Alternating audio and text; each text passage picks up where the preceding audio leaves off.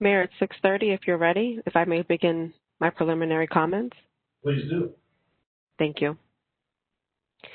As a preliminary matter, this is Zoe Burgess, your city clerk.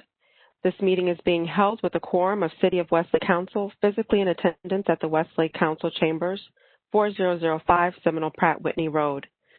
Mayor Roger Manning, Vice Mayor Katrina Long Robinson, Councilman Patrick Paul, Councilwoman Kara Crump, and Councilman John Paul O'Connor are present physically.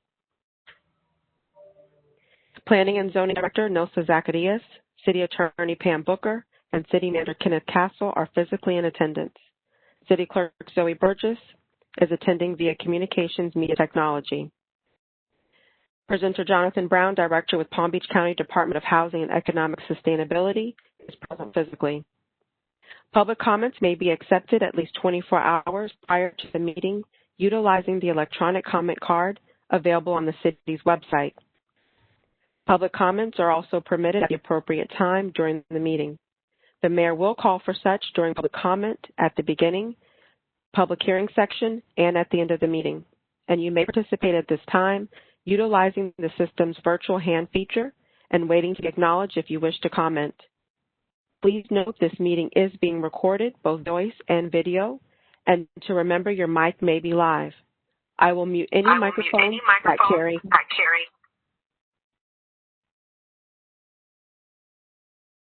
Give me a moment to mute a mic. Please note this meeting is being recorded, both voice and video, and to remember your mic may be live. I will mute any microphones that carry any feedback or interruptions. However, you may unmute yourself. Any person in the virtual meeting causing a disruption or being inappropriate will be removed from the meeting. If I may also remind those physically in attendance, please utilize microphones so that the virtual audience and a clear recording of the meeting is produced. Thank you, Mayor Manning. Thank you. I'd like to call to order the City of Westlake's regular council meeting, October 12th, 2020 at 6:30 p.m. Roll call, please. Councilman O'Connor. Present. Councilwoman Crump. Present. Councilman Paul. Present. Vice Mayor Long Robinson. Present. Mayor Manning. Present. We have a quorum. Thank you. We stand for the pledge. I pledge allegiance to the flag of the United States of America and to the republic for which it stands, one nation, under God, indivisible, with liberty and justice for all.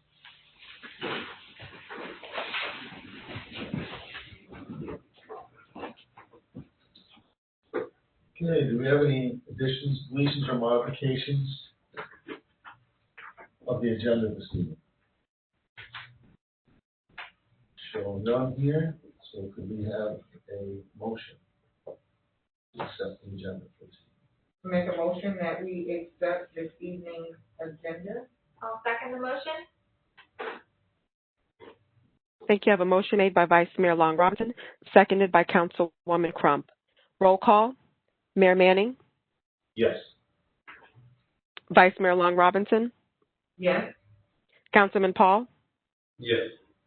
Councilwoman Crump. Yes. Councilman O'Connor. Yes. Motion carries. Thank you. Thank you. Now we have public comments and requests. This section of the agenda allows for comments from the public to speak on any item not presented on the agenda. Each speaker will be given a total of 3 minutes to comment. The public comment card should be completed and returned to the city clerk. When you are called to speak, please state your name and address for the record.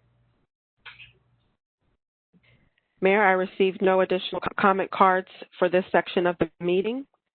I'll give a moment for the virtual audience to raise their virtual hand. If you have a public comment, please raise your virtual hand or unmute your mic to be acknowledged by the mayor.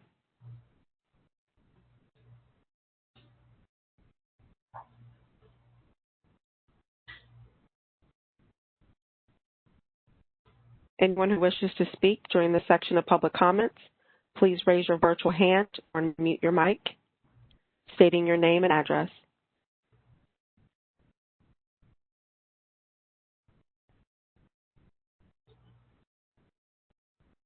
Mayor, I have no one from the virtual audience. Thank you. We will move on with the consent agenda. This section of the agenda consists of routine or administrative items that require final approval by the City Council and may be approved in its entirety by a single motion. There will be no discussion of these items unless a City Council member requests such, in which event the item will be removed from the consent agenda and considered on a future agenda. Do we have any comments on the agenda, the consent agenda? Show no comments from the council on the consent agenda. Could we have a motion, please? I'll make a motion to approve the consent agenda. A second. I have a motion made by Councilwoman Crump, seconded by Councilman Paul. Roll call. Councilman O'Connor. Yes. Councilwoman Crump. Yes. Councilman Paul. Yes. Vice Mayor Long Robinson. Yes. Mayor Manning. Yes. Motion carries. Thank you. Next, we have a presentation from the Palm Beach County Department of Housing and Economic Sustainability, presented by Jonathan Brown, the director. Please, the podium. All right, if I remove my mask? Yes, you're fine. We're distance from you. Excellent, thank you. Again, Jonathan Brown, Director of Palm Beach County's Department of Housing, Economic Sustainability. Our department oversees most of the housing programs that happen through the county, from our, with the exception of the homelessness stuff. Those things come through our community services. But we oversee the state funds that come from the Florida Housing Finance Corporation, commonly known as SHIP, State Housing Initiative Partnerships, and we oversee the HUD funds that come to the county through CDBG, home, and any other sources. Additionally, we are, as other municipalities, administering quite a bit now in the CARES dollars, addressing housing-related issues, whether it is for mortgage assistance. We're doing some emergency repair, and we're also doing small business grants as well. So we do a number of things throughout the county and the Department of Housing and Economic Sustainability. Tonight I just came to share a little bit about some of the housing conversations and discussions that I've been in throughout the county. Some of the information I'll share tonight, we recently presented to the county's planning commission because they had some questions and really trying to understand the different types of housing as it relates to the occupancy. And so tonight I wanted to share a little bit about that, take any questions you may have, and hopefully it will be beneficial to you as you continue to grow the city of Westlake. So on the first slide, and I'm not sure, okay, so on the first slide you'll see, again, just our department. Moving to the second slide, I'm not sure if you all have you're looking at it as well. Am I talking? Okay. So for Palm Beach County, the fiscal year 2020 area median family income is $79,100. And it's important to understand that when we talk about the area median income, that number typically comes from HUD and it comes down, and it's also used by the state. You'll see me talk a little bit later about another program that'll differentiate. But this program, when they talk about area median income, it's adjusted by household size. And I'll give you a better idea on the next slide. The way we determine via slide 3 how we can assist someone or who we can assist is we take a look at the area median income chart as it is adjusted by household size. And the basic way, the easy way to look at it is that you start with the number of people that are going to be in the home, and then you work your way over to those incomes. For instance, a household of 4, if you're an extremely low category, it means that you make less than the $26,350. Same category, household of 4, if you're in the moderate category, that means you make less than $105,360. And that's how we determine who fits in what income category. Why this is important is, depending on the state program or the federal program, they max out the area median income category you can assist. They may tell us you can only use these dollars to assist those that are 30% and below the AMI, 50%, 80%, and so on. And so that's an important distinction, because ultimately those types of parameters really dictate the type of person you'll have in these homes. For the most part, well, moving to the next slide, and you'll kind of see. This here, the reason it has to be done that way is because we, in Palm Beach County, we are considered one of the state of Florida's high-cost counties. You'll taking a look at the chart, you can see Monroe County is at the top, Miami-Dade, and you see Broward, and then us here in Palm Beach County. And basically, you'll be able to see from 2019 to 2020 how those wages shift. And basically, what this here means is this is how much money you need to make an hour in order to afford a two-bedroom apartment or to afford a $1,500 apartment here in Palm Beach County. And that's very challenging, because most of the workforce or the affordable housing, residents don't necessarily make enough to be able to afford an apartment here, let alone buying a home here. Next slide. We have shared this slide before, and it's just kind of an interesting contrast on price as a multiple of income. In 2011, the median price for a single-family home was 3.06 times the area median income. And now you can take a look and see how that shifted, how the price of homes have grown, but it has not, the income that people make have not, kept up with the increase in sales prices, which again makes it very challenging for individuals to own, let alone, or rent here in the county. Buying power, moving to the next slide. If you as an individual wanted to purchase a home, kind of the quick and dirty process that a banker or a lender would do is to say, how much is your household income? And then they say, okay, multiply that times 3, and that's really about how much you can afford. Once they get into it, they'll take a look at your front-end ratios, back-end ratios, and kind of hone in. But really, most people don't purchase a home that's more than 3 times their income. You're not going to secure the financing for it. And so that's important as we continue to look forward. Moving to the next slide. I find it interesting that sometimes people will associate affordable housing with Section 8 housing.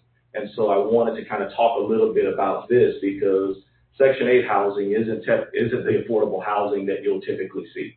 Section 8 housing, one of the housing authority's primary products in a Section 8 housing project is vouchers. Housing authorities are typically the ones that are administering Section 8 vouchers. It's not done through the county. Some cities may have housing authorities, but your housing authorities are their own quasi-governmental agencies. And typically in the city setup, the mayor, the only involvement that the city has is that the mayor typically selects the board. But for the most part, it operates outside of county and city government. And so taking a look at what area median incomes housing authorities target for Section 8 renters, because for the most part, you're not going to find a Section 8 buyer. They're not making enough income to purchase a home. Housing authorities typically target individuals that are between 30 and 50% of the area median income. And you all are probably familiar with this. Each of those individuals would bring up to 30% of their income. Housing authorities would match it with whatever voucher they have, and the housing authority will cover the other 70%. But housing authorities are typically looking for individuals with income, because their vouchers just doesn't stretch as far as they used to in terms of helping as many people. And so they typically look for individuals who have income coming in, and they'll go up to 50% of the income. Just to kind of give you an idea of what that looks like dollar-wise, for a household of 4, Section 8 renter is making between $26,350 and $43,900 a year. And as I said, it's not buyers; those are renters. Not every community has Section 8 housing, although vouchers are portable. It just really depends on the situation, but not every community has that type of individual or those individuals in their community that make this level of income. If a Section 8 buyer were to try and purchase a home, again, the quick and dirty ratio a lender would use is 3 times their income, and at best, they could afford a home that costs $131,700.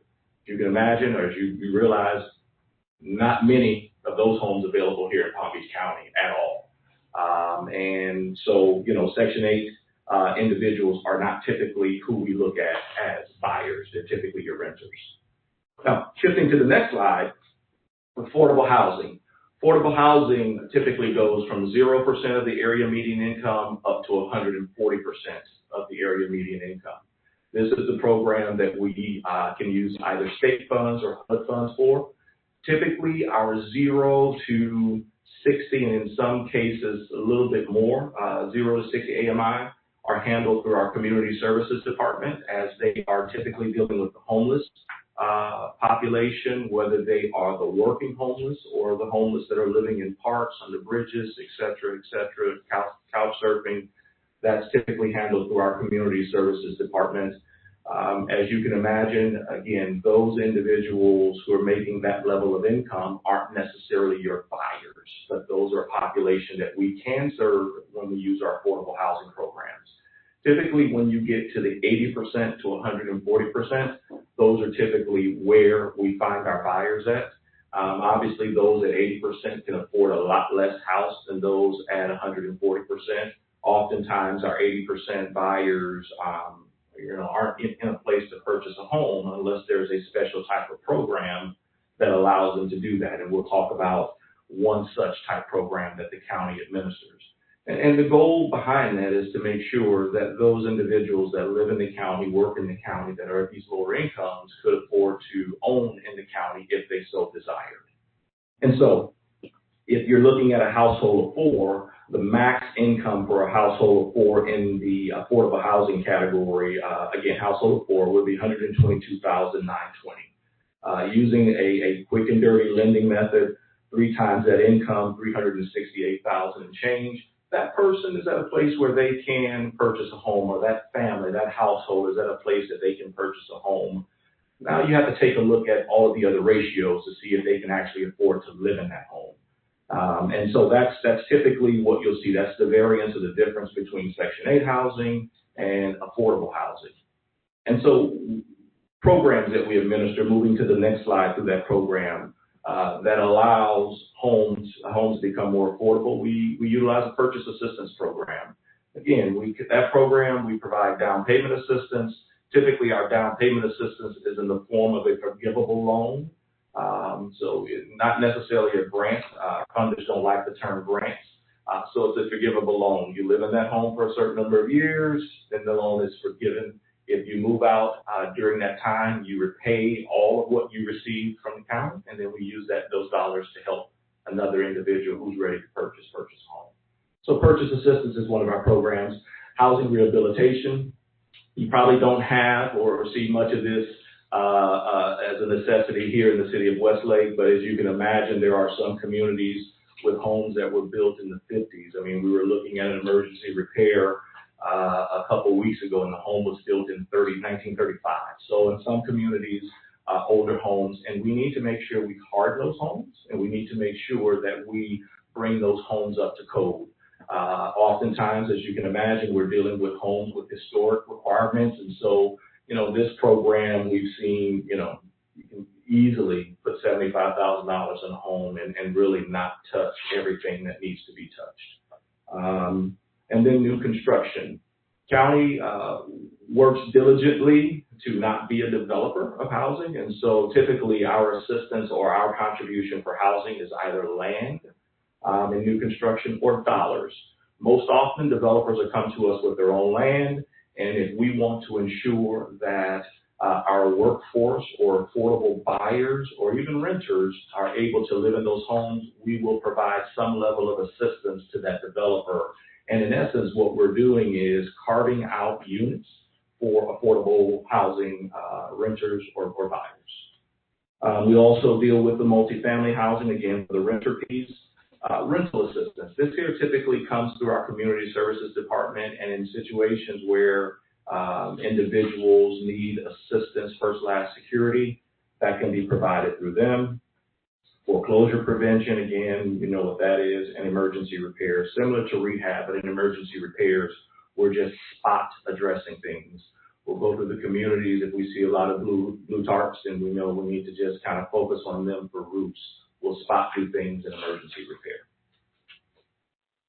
And then on the next slide, workforce housing. Now, this is a program that the county established in 2006, really started to gain traction probably around 2010 on the rental piece, but started to gain traction on the home ownership piece in about 2017. And basically, it is an inclusionary zoning program. As a developer comes and builds in certain areas, it is typically the urban suburban tier of the unincorporated area of Palm Beach County. If they want to build market rate units, the county also requires that they build or contribute workforce housing units. Those workforce housing units can either be built on site, they can be built off site, or if a developer so chooses, they can just buy their way out and say, you know what, we'd rather contribute to a fund and let the county, determine and establish where they want to build those homes. Lately, or with last year, September of last year, the county added an exchange program to it where now market rate developers are working with workforce housing or nonprofit developers or for-profit developers who are willing to build the workforce units.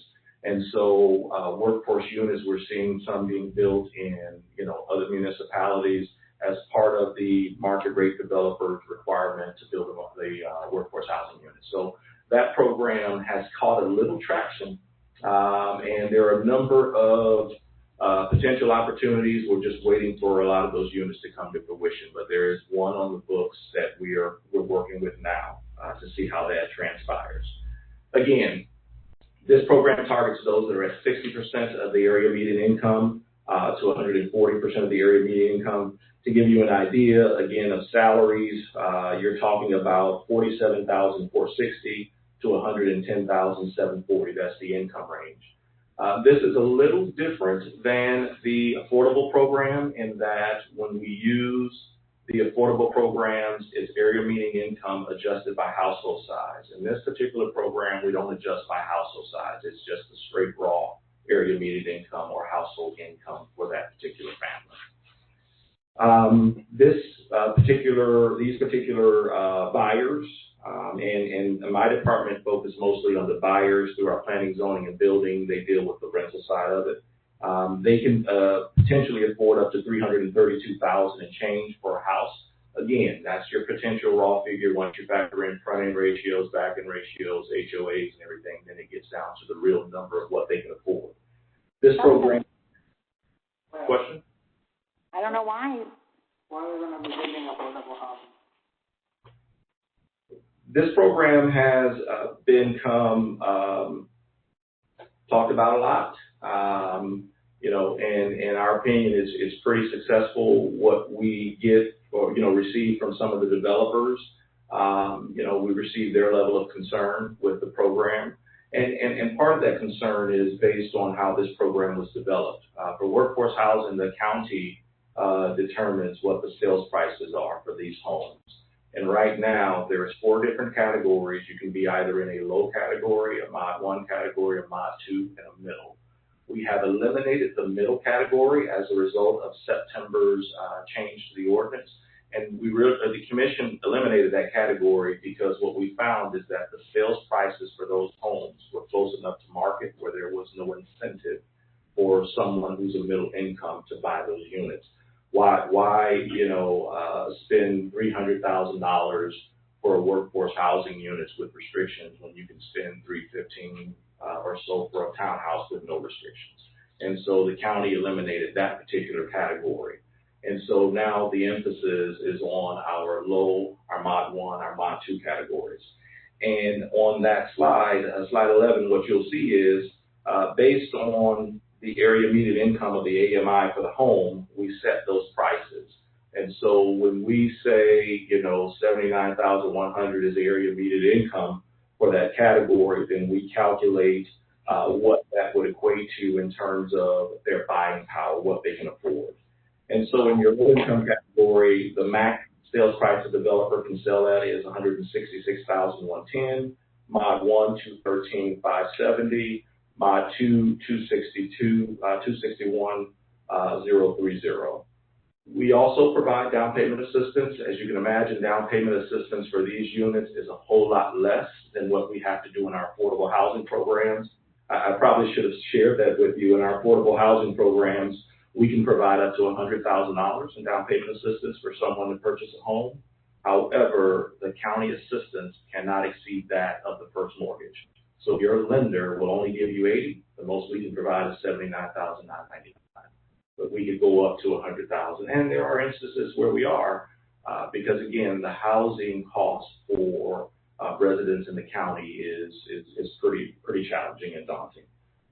They have a down payment or they have a contribution requirement. What we have found, and you all, I'm sure, the same thing. People who contribute to the purchase of their home seem to value that a little bit more and a lot less likely to walk away. So anyone that's looking to purchase a home through any of our programs will have to contribute to the purchase of that home. We require that they go through the 8-hour mandatory home buyer training. We've also seen that you have a lot less individuals who are foreclosed in that area, that category, that AMI, because they've gone through the home buyer training, whereas individuals who have not gone through that training don't understand the resources, don't understand who to call when you're running into trouble with your mortgage. May or may not pick up the phone when their lender is trying to call or their servicer is calling. These individuals, because they've gone through the training, understand who to contact and what to do if they run into trouble. And from a county's perspective, we try to work with them as much as we can to ensure that we're not losing affordable housing units, workforce housing units to the market.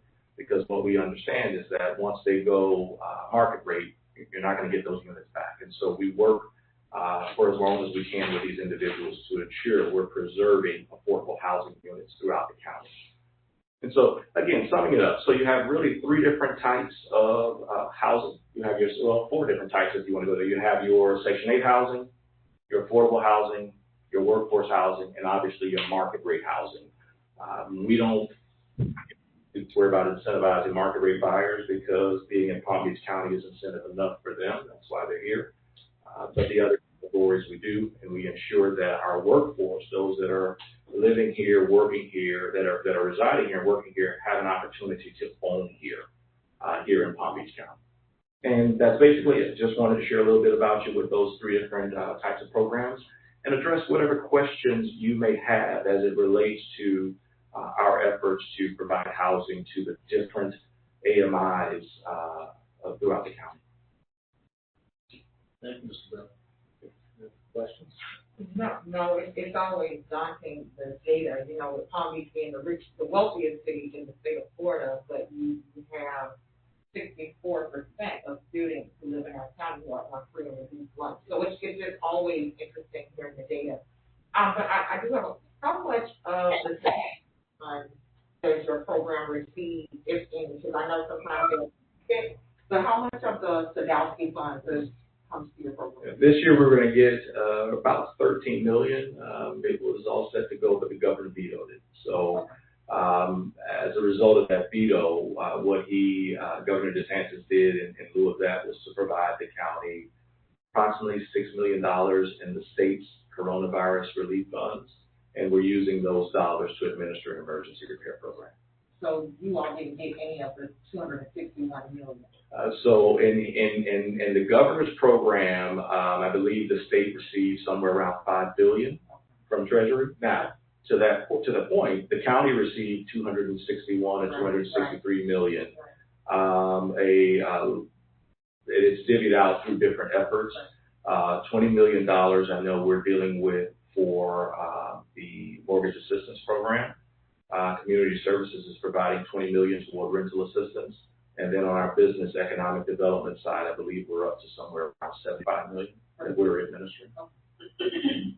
And then to that point, if you know or have any businesses in the city, our Restart Business Grant for the CARES program will be reopening potentially this week. And I think this will be the third and final round because all of those dollars have to be expended by December 30th. Yeah, we start this week.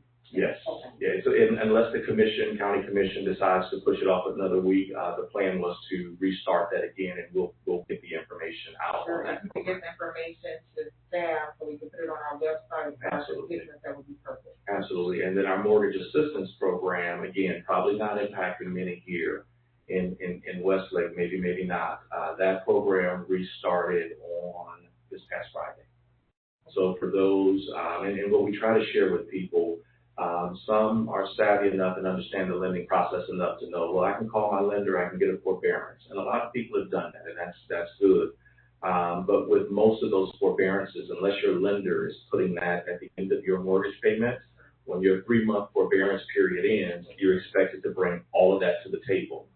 Our program will help you with that. Let us take care of your forbearance. Let us take care of whatever you may be delinquent, whether it's your association fees, whether it is your mortgage taxes. Let us help you so that way we can ensure that the residents of Palm Beach County are on stable footing until we get beyond this COVID crisis. You can give us the information first. I would hate to assume, Yes, we are Westlake, but you just don't want to assume, so that would be helpful for, COVID hit everybody. Yes, ma'am. I'll get that information to the staff. I had a few questions. Yes, sir. Thank you for being here. Thank you for having me. One very simple question on slide 3, just to reiterate, that was per household member, correct? That income rate? Yes, sir. Okay, Yes, sir. so if there's 4 people in a household, that's 4.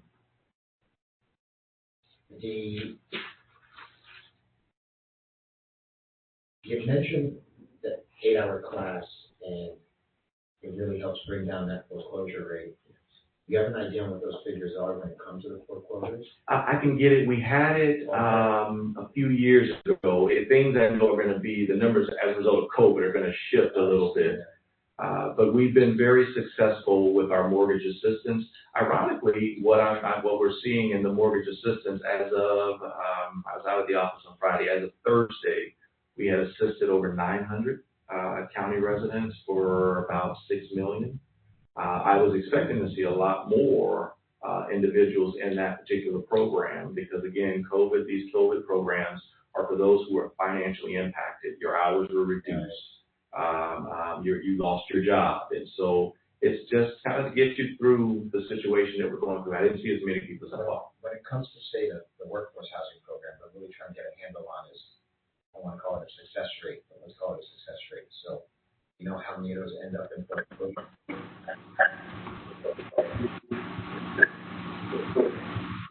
Consideration that it really, for the mortgage piece, the ownership piece, really started in 2017. So our first buyer was right around Thanksgiving of 2017. Okay. So it's still in its infancy. We have not lost any of those units back to market. When it comes to the program where the county sets the purchase price, and you said we're focusing on lot 1 and low and lot 1, lot 2. I could be wrong. I don't know, but it seems like some of those numbers might be, at least when Westlake is considered, much less than the cost to actually build a home. Where does that stopgap come in? Like is the builder gonna subsidize the cost of the construction of a new home? Yes. Okay. Yeah, the builder is, for our workforce housing inclusionary zoning, the builder is responsible for building. And what the builder gets, density bonus. So they're building extra market rate units. So the county ensures, based on the legislation was just approved last year, earlier this year, that the builder does not lose anything financially. It is a clean process to where they're required to build, but the county is going to give them an opportunity to make more money by giving them more density so they can build more market rate units. And then what they're typically doing is builders are not building single family homes. Most of the product they're building are townhomes. And so their costs are reduced. Gotcha. It would be a specific build for that program. You couldn't just take one of our 6 models and apply the program to it. That's not going to work. If a developer in the county's urban suburban tier that are required to do this works something out with the developers here in Westlake, they could potentially do that because the program will allow existing homes or even existing land if they want to say, county, we don't want to build, but we'll give you land and the land is valued at X, Y, Z. But if the county's setting the cost of the home and building it at a loss, I'm just trying to wrap my head around how that would actually work realistically. And so the developer themselves aren't necessarily building them at a loss because they're, well, let me rephrase that. To ensure the developers don't build at a loss, they get a chance to make up those dollars by the extra market rate units that they're going to build. So for this $125,000, $150,000 townhome, they're allowed to build another $300,000, $400,000 market rate home. So they're not taking a loss on the overall project, and I don't anticipate that they're taking a loss even on the townhomes because the amenities with the townhomes don't have, they're not like that type of model would pretty much kind of geared towards townhomes. I don't really see it. Yeah, we have one developer that is doing a townhome, and they're going to try to incorporate, I believe it's 11 single-family homes in that project. But for the most part, they're townhomes that are being built. But they can do condos. They have the flexibility. Lastly, just because I'm a visual person, can you give me an idea of what you would call a huge success story area that I might be familiar with? Northern Palm Beach County. Yeah. So for our workforce housing units, most of them are being built out west, Hypaluxo out west, Silverwood, Flavor Pig Road. You have another project that's out there because again, everything for workforce housing, the inclusionary zoning requirements are only for the market rate builders that are building in those areas. Right. And so once they do that, then they have flexibility to build if they want to do an exchange program, build in other places. So now, anything in like 15 square miles of us that I might be familiar with? No, but Arden has a workforce housing requirement, and I know they are in discussions on whether or not they're going to build their workforce housing units on site, which I think they are not excited about doing. And so they may choose the option to either buy out or work with another developer to do some sort of exchange units. I think that's probably the closest project to you. Thank you so much. Yes, sir. Think, for instance, what would be the cost to buy out? I think the number I've been hearing is around $9 million For that development? For that development. That was a county requirement? Yes. Yes, that they include the workforce. And again, they were okay with that. Typically, what I'm hearing in terms of conversation as to why they want to, why they're considering buying out is the HOA fees and the concern as to whether or not an individual in the workforce housing category can afford the HOA fees. So far, for the units that have been developed, workforce housing units, HOA fees are running no more than about $125, $150. But I believe there's been some discussions about that being in the few hundreds of dollars. Of the amount of funds that have been allowed to you in the past, have all those funds been used, or are there still something in the pot? And what happens to it? Does it just keep carrying over, or and build up, or what happens? Great question. At this point, the only strategy that the county commission has approved, or the strategy that has been presented to the county commission that they have approved, is down payment assistance for the workforce housing program. Right now, now that there's an exchange program, now we're entertaining the thought of other activities that can be done, whether it is assistance to the developers or looking at other properties that the county has and using those dollars to build, contract the developer to build some homes on those properties. Right now, we have, I want to say, maybe about $6 or $7 million in that fund. About $3 million or more is committed to buyers. And then if, for instance, Westlake or other developers decide to buy out, then that fund will grow until another strategy or multiple strategies are identified and approved. Thank you. Yes, sir. I did have one more quick question. Yes, sir. Credit requirements, are they, with, let's say all the programs across the board, are they the equivalent of what it would be with a normal lender? Are they much more lax? Are they different? How do they apply? Great question. So for our programs, unless we're doing a first mortgage, and we do have a first mortgage program, credit is not a requirement for us. So whatever the lender, whatsoever, because we're not providing typically the first mortgage. So whatever the lender's ratios are, whatever the credit, if they're credit worthy for the lender, then they're fine. Normal credit worthiness for the client. Yes, sir. Now, what about for your first mortgage program?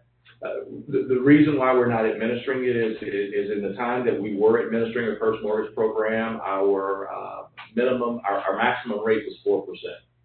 So that's off. It's off the books right now because the rates are lower than that, and so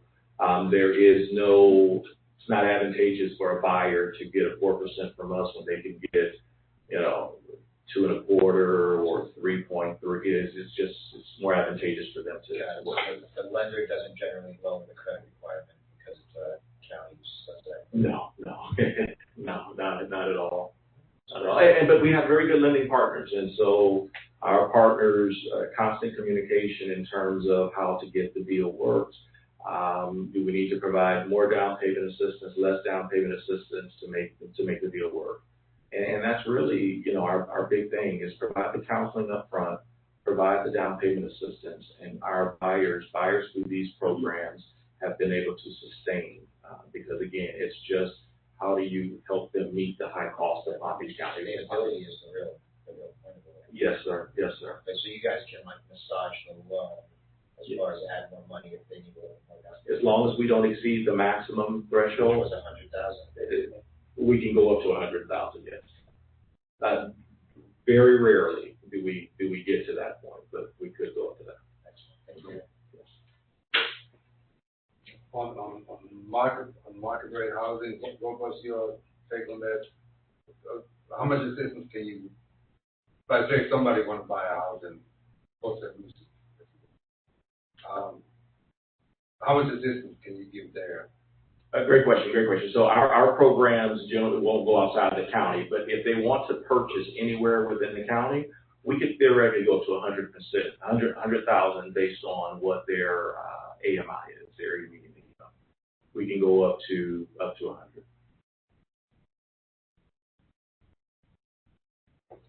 And again, I say that sometimes, and people like. Rarely do we get there. Our average in terms of assistance is going to be somewhere around $45,000 to $50,000. Rarely do we get to 100, but I've seen instances where we have, and those have typically been with veterans. But other than that, they're far and in between because again, the buyers, if you need $100,000, you really have to find a house that works for you. It needs to be in good condition.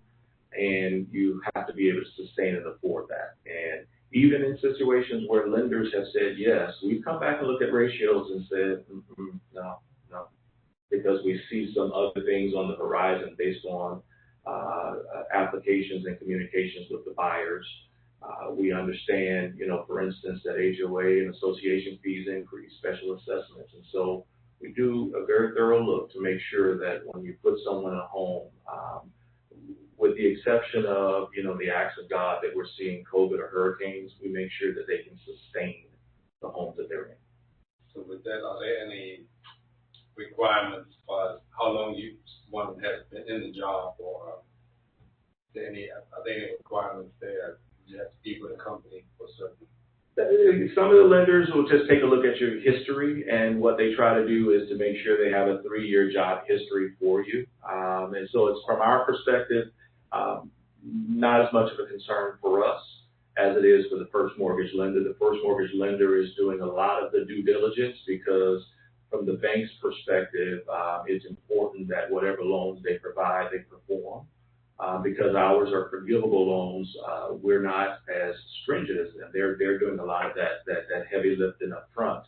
And then we're coming in and taking a look at it from the affordable workforce housing piece to make sure that nothing has been missed or overlooked. And, we work from that perspective. Anyone else? Thank you very much, Mr. Brown, for your presentation. Thank you. Thank you all for having me. And Mr. Castle, I'll get you the information. Okay, with that, we'll move on to a public hearing. Start with ordinance 2020-12, amendments to Chapter 3 to add additional setback provisions for residential zoning districts, residential 1R1 and residential 2R2, second reading. Good evening, Mr. Mayor, council members. It's so nice to be back to the chambers. I was trying to count the months. I think it's been 6 to 7 months. So glad to be here, sir, and sharing with everybody. So yes, this is the second reading of Ordinance 2020-12. So please, let's go to the first slide. I guess the second slide, sorry. Yes, as you recall, this is a city-initiated code text amendment for a Chapter 3 zoning district and standards to provide setback exceptions for single-family residential properties on the R1 and R2 zoning districts. Next slide, please. Also, this is a little bit of background. We had a workshop July 13 this year. Then there was the local planning agency hearing and the city council first reading. They were both held September 14, 2020, and tonight is the second reading of this ordinance. Also, this is just to refresh our memories. This ordinance will amend the city's interim ULDC code that requires standby generators for single-family dwellings to provide the following setbacks. Per the county code, currently the code is, our interim code is the side setback is 3 feet and the rear setback is 5 feet. So we are amending this specific section. Next slide, please. Also, please remember in 2019, the City Council adopted the City Code Chapter 3. That Chapter 3 includes regulations pertaining to all our zoning districts. So this current ordinance that is in front of you tonight will be amending that Chapter 3 to provide setback exception for the R1 and R2 residential zoning districts. Next slide, please. So, for example, the ordinance that is in front of you is providing exceptions for all those different type of mechanical equipment, pool equipment, pumps, heating units, to provide on the side yard setback. And the most important one is the permanent standby generator. So obviously it has to be consistent with building, electrical, and manufacturing installations and maintenance requirements in the side yard setback. Next slide, please. Let's go over with regard to 50 and 40 feet lot wide. These two type of lots, they have 5 feet side setback. Next slide, please. And again, you have seen these graphics already, but it's, since this is the second reading and the adoption hearing, I just want to, show this and also for the public record. So the installation of a standby generators on the subject lots will present 2 possible scenarios.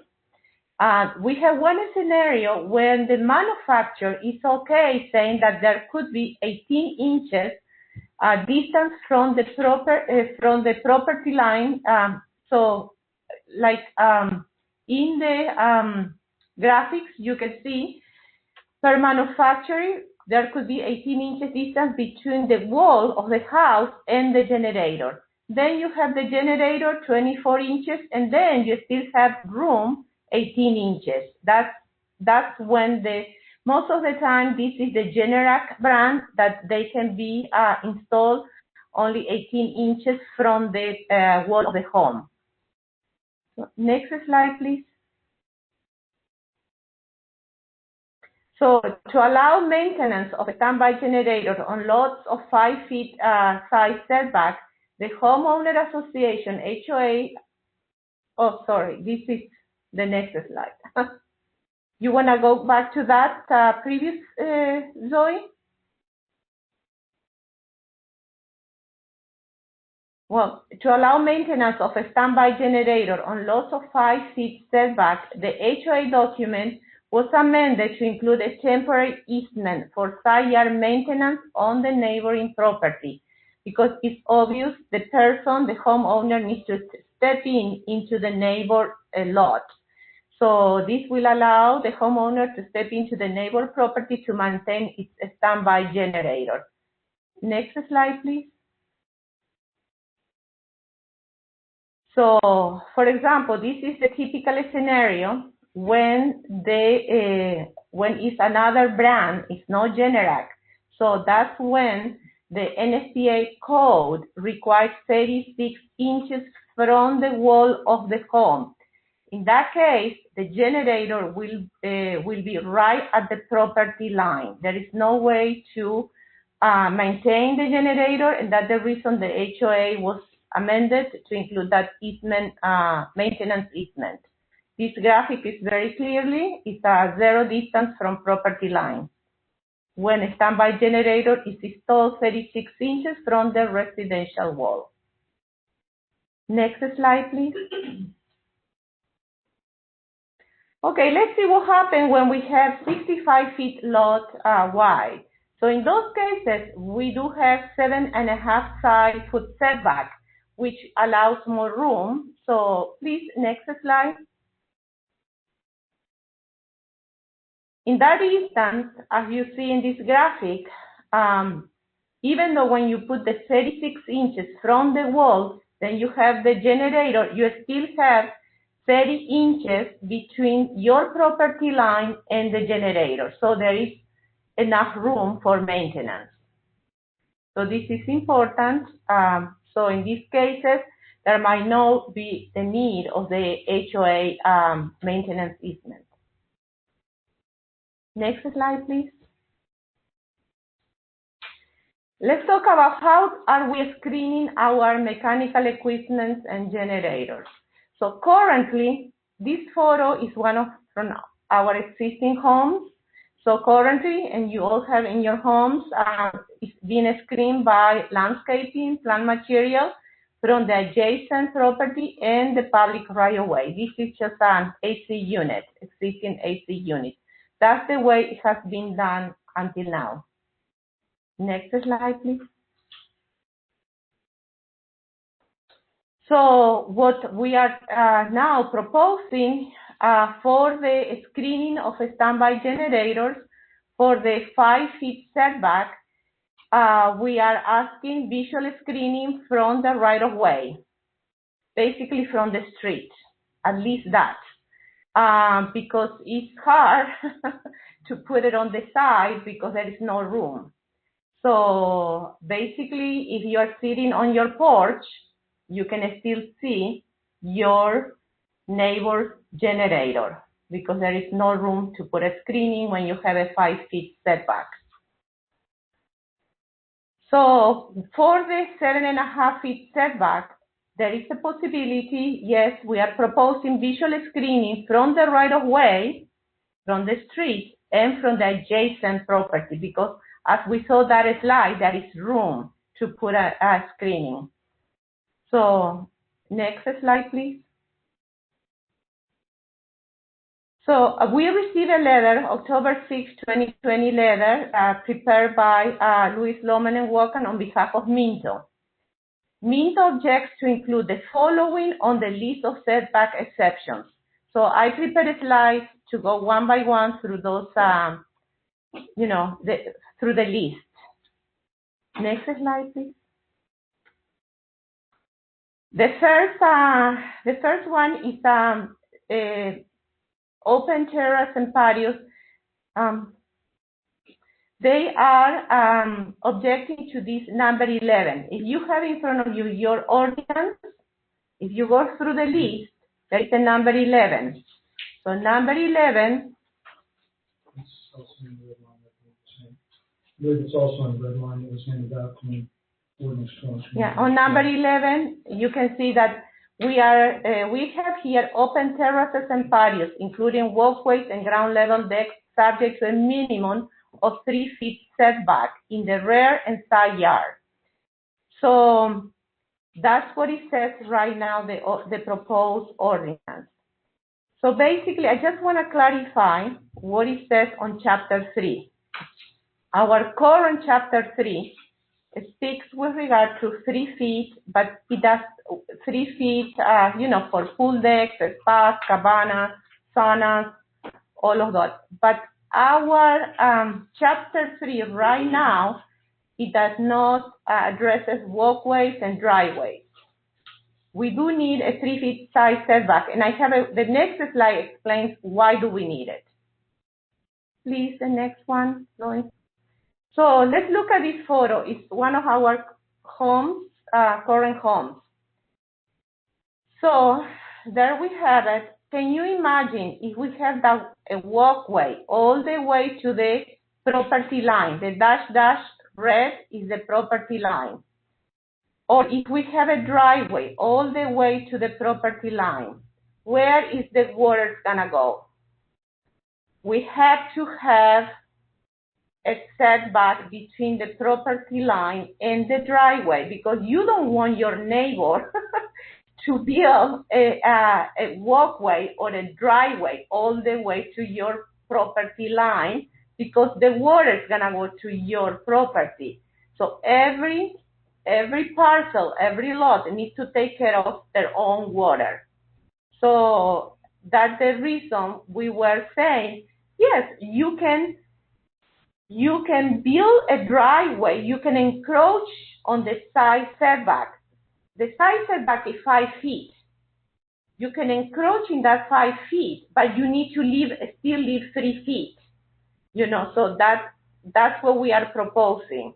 You need to leave 3 feet of between your walkway and your property line. If you build a paver all the way to your property line, that water, where that's gonna go? To your neighbor. And that will not be a good situation. So that's the reason we were saying, yes, you can encroach on the setback, on the side setback. Please leave 3 feet so the water can still go somewhere. So you're saying you could only encroach 2 feet, though? Yes, that's what we are proposing. But if you have 7.5, the 65-foot lots, they have 7.5 side setback. But if you only have 5 feet, what can you actually build? There's 2 feet. No. Look at the driveway. Look at the photo. This driveway, you can extend 2 more feet.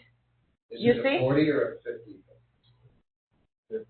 So how would that look on a 40-foot lot? These are actually the Sky Cove. Okay. You see, these are photos from the Sky Cove.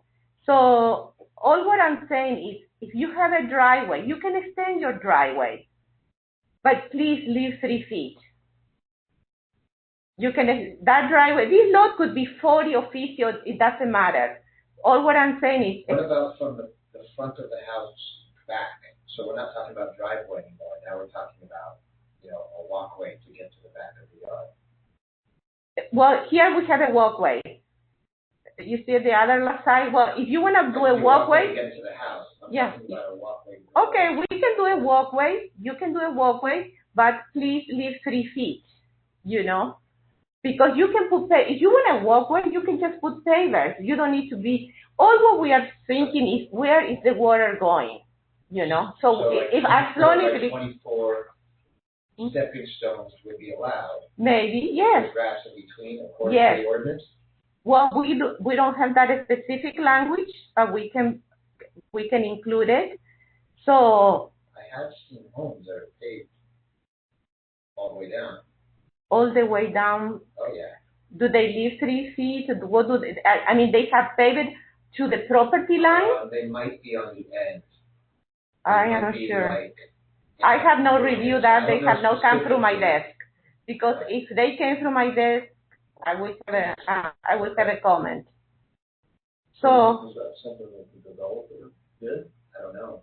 Someone to do that? I'm in a lot of homes out here all day, every day. So, I mean, I've actually commented on how great it looks. Beautiful. What they'll do is, we're not talking about driveway. Right. We're talking about like a little walk. This is. Yeah, you have 5 feet. Right. You have 5 feet. You can put a 2 feet all the way walkway right by your home. 2 feet. Or 3 feet, you know. So. Is there a permitting requirement on this? Oh, absolutely. It wouldn't have to be permitted if it was after the fact. It should be. So, like, if you look at this picture, this house on the right. Well, but this is a new code. You know what I mean? We are proposing a new code. I think what Councilman O'Connor's coming from is there are people out there that have already put in sidewalks or walkways around the side of their house. We also most likely without a permit from the city. Took the word out now. And or with the permit from the city, I have no idea. But also, you guys, a lot of you may not be aware, we have a huge problem with drainage between the homes. Massive. There's something about the soil or whatever it is, I don't know, which caused people to pave it. Otherwise, it just turns into mud. It makes it worse though. And you can't get the mowers back there because the mowers tear up the in between. I don't know if I like that. Not being able to put extend the pavers all the way to the back. So if you look at this picture on to the back, what I've seen often is a walkway from this. I'll just show you guys. What I've seen often is these pavers will extend and wrap around so that people can like walk right around the back of the house. And then there's usually a fence. Remember, you have a fence to about here to the back. You can't do that. You just can't go with the walkway all the way to the property line. You from the house on 2 feet. Well, what Neil's saying is you can't go back. You can't go forward. You can go back. You can't go back. It's just that there's an issue. You can, of course you can. You can only go 2 feet. Well, what we are proposing is to leave 3 feet.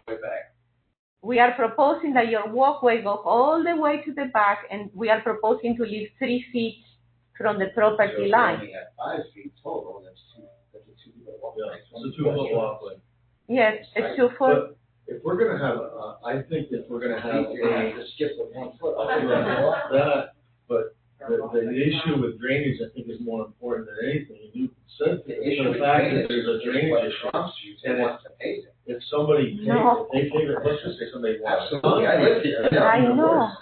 If they poured concrete down there, but there's no drainage at all, then it makes a real issue.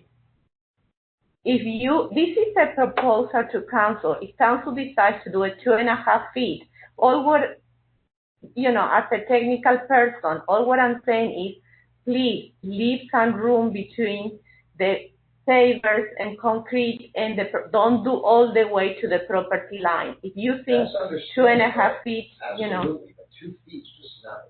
This is a proposal for discussion. If you decide to instead of 3 feet, 2.5 feet will be better, then you have more room to walk around your house.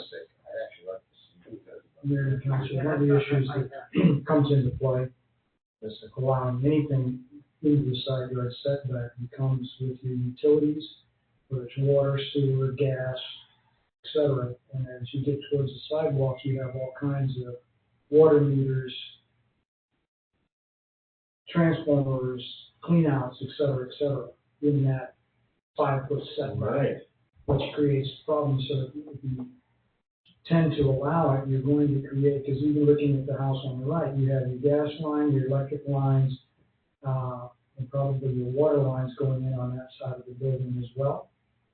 So you have all those lines coming in, and then you start having people pave over, etc. Creates problems if they have a plumbing leak or if they have a problem on any of those items. So I would extend extreme caution before allowing any of it, into that 5-foot setback, because those were originally created for all those utilities and drainage to make it happen. Now, I also know that on some of the drainage complaints that we've received and investigated, a lot of them are created by overwatering of irrigation systems. You do find people that are saying, oh, my yard's mushy, mushy, mushy, go out there and check it, and your irrigation system is going off instead of once every 3 days. Every 3 days it goes off 2 or 3 times in the cycle, and they don't realize that they have their time clock set up incorrectly. So it ends up being overwatered. Right now with the rain we've been having, from my perspective, everybody's time clock should be off. Yeah. So we get, a week or 2 with no rain, and then you turn them back on, because right now, if you're irrigating as well as the rain, you're gonna have nothing but mush in your yard. Mayor, Council, if I may add to that, there's also restrictions in the HOA document that the homeowner should not be doing anything that's going to impact the drainage. That impacts it, who ultimately has to maintain it, as well as the developer. So they're not supposed to do anything that's going to alter that drainage without getting a permit. So I would caution, as Ken says, doing anything with that that's going to negatively impact the drainage. My assumption is that the design of the development took all this into consideration for drainage when and it should be the right consistency of soil there to drain it out also. It's not. It's not. In a lot of homes. Many homes. So we would have to allow for even some kind of non-permanent stepping stones or something to be allowed for people to get back. Because right now you've got, many houses out here where the side yards are just completely not usable because you can't walk because you're stuck in the mud. It's fact. I think this needs some more investigating before we make any decision on this, because I think there's a lot of issues as far as being that what there's an issue there and we don't, the rest of us might not know about. And how do we resolve this so it works for everybody? Allowing the generators is imperative. Right. Yeah. That's not the issue. I think the other is the issue of sidewalks and other things. Yeah, that's a separate thing. You're right. I think that's separate. Generator is only taking up that area, not drainage today without addressing the sidewalk. I would like for Nelsa to go ahead and finish her presentation, but in my opinion, legally, it's not inconsistent. I understand Catherine's concerns. She's on the line. She can speak for herself later, but I don't think it's inconsistent. What the code currently says is you won't have anything in that 3 feet rear yard setback. This is saying the same thing. You won't have anything in that 3 yard setback, but it adds 2 additional items. So I don't see them as being inconsistent, and I think you can approve it tonight. The drainage issues, I think, can come back for a further conversation with city, the developer, and try to sort out what those drainage issues are. I was certainly one of those homes who had excess water, and the sprinklers were running more than they should have. And yes, I learned to turn them off when it's raining, and that has greatly helped. But the neighbor still has a few stepping stones. They would not have any issue with this ordinance to deal with the excess water near the front of the lot. There might be something where you have to bring the builder in, period, as well, because I know of a lot of houses that are you where they have trees and plants and whatnot between the houses that make it even harder to get, in the back of your house or in the backyard and don't have to always be there or, I know 2 houses down, you can't go on either side. But when I have my fence to the property line, then there's the generator and whatever else, on the other side, there's no way that you go in the back of anything, so. Okay, so we don't have a legal issue if we're doing anything. So, Nelson, would you continue your presentation? Yes, no problem. Next slide, please, Zoe. So, meet object to include the following on the list of setback exceptions. This is also on your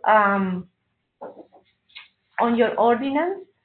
Item number 2, balcony. Item number 3, awnings and shutters. Item number 16, impact shutters. Staff comments? We have no comments with deleting number 3 and 16 from the list of setback exceptions. So about balconies, I have extra slides. So what the proposed ordinance is saying is that balconies projecting a maximum of 3 feet into the rear yard setback. So please, next slide.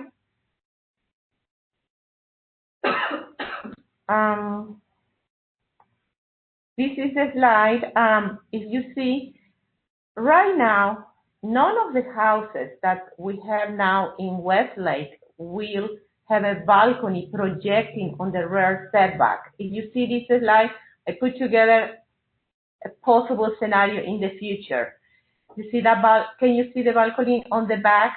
Maybe in the future there will be, a mother-in-law suite, or maybe in the future we will have another type of model where you have the garage and then above the mother-in-law suite. So that will be in the future. So, okay, that's the first, I did a blow up of this. If we have a 10-feet rear setback, look at the first diagram on the left is the balcony projecting the 3 feet.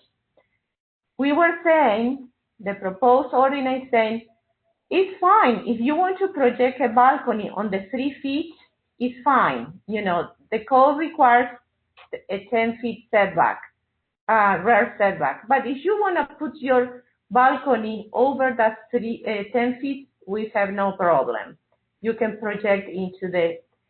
So I guess the question is, if you have the other graphic shows, if that balcony has a structure, it has a column, and you are using that column to, for your balcony, then in that case, that structural columns will be encroaching into the setback,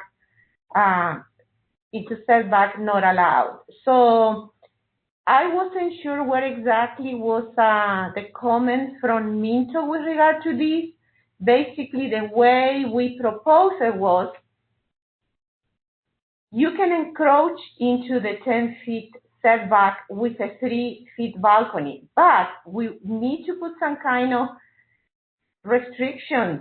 It can be up to 3 feet, but if you have a 5-feet balcony, or I don't know, so we need to put some kind of measurement that's how much you can encroach. Again, just a comment of clarification on here, and discussing this one with Catherine, her concern was where you measure from the setback. So in Milsa's first graphic, the 10-feet setback, if that balcony does not have any structural support, her comment was then you're not encroaching into the setback. We would agree with that. And Milsa would have no objection to interpreting the code in that manner. However, if you have scenario number 2 and someone wants to build that and it has structural support, then number 2 would apply. So again, we thought the language here was sufficient. We understand the concern. We understand how that may be looked at differently, but we agree on how you would measure that setback from the rear of that property line. So again, I don't think it's an issue. It was just a difference of opinion maybe looking at it and what the options could be. And again, Catherine's on the line. If she has any comments after this, she can raise those. Is this for commercial, or is this an example of, say, a residential home? It's all residential for R1 and R2. So why a 10-foot setback at all? Why? Excuse me. Right now, the code, our Chapter 3 code, R1 and R2, requires that there has to be a 10-feet setback. My question is, why is it a 10-foot setback? You're taking 10 feet away from someone's backyard, saying you can't use it. No. You can't The yard. I'm sorry, what am I missing? You can't build a structure. You can't build a structure within 10 feet. An actual structure. Correct. You can pave. You can, yes. You can do all kinds of other things. Yes, all kinds of other things. yes. It's just that you cannot build build, here. you cannot shift the house back Got it. to within 10 feet. You can't put a mother-in-law suite No. 10 feet from your property line. Yes. Correct. Yes. Although you might be able to figure out how to do an auxiliary structure that may serve. There are some things within our code, within Chapter 2 and 3, that allow for in-laws quarters, all kinds of things, depending on the lot size that could be there, which is really her thing on the far right illustration where you have a main house and you have an auxiliary structure type thing in the back, which could be your in-laws quarters, et cetera, it could be in your back quarter of your property, depending on your zoning, depending on the size property and how it was even constructed. We're just trying to make sure we're covering awnings, all the issues, because we do know that sooner or later we're going to possibly have development that throws in bonus structures and throws in some things for some bonus densities and stuff like that. So we're allowing for it. Of the fences. Exactly. Yes. So, next slide, please. This is another comment from Minto. It's item 18. Minto suggests revising the language to include the underlying language. So it will read such as utility, electric and gas, cable and similar. So that's the new language that they are proposing, cable and similar, transmission line, distribution line. By definition, cable, telephone, and other lines are not considered utilities, but should be permitted in setback as appropriate. Staff have no comments. We agree that could be, if council agrees. So, next slide, please. 1 second.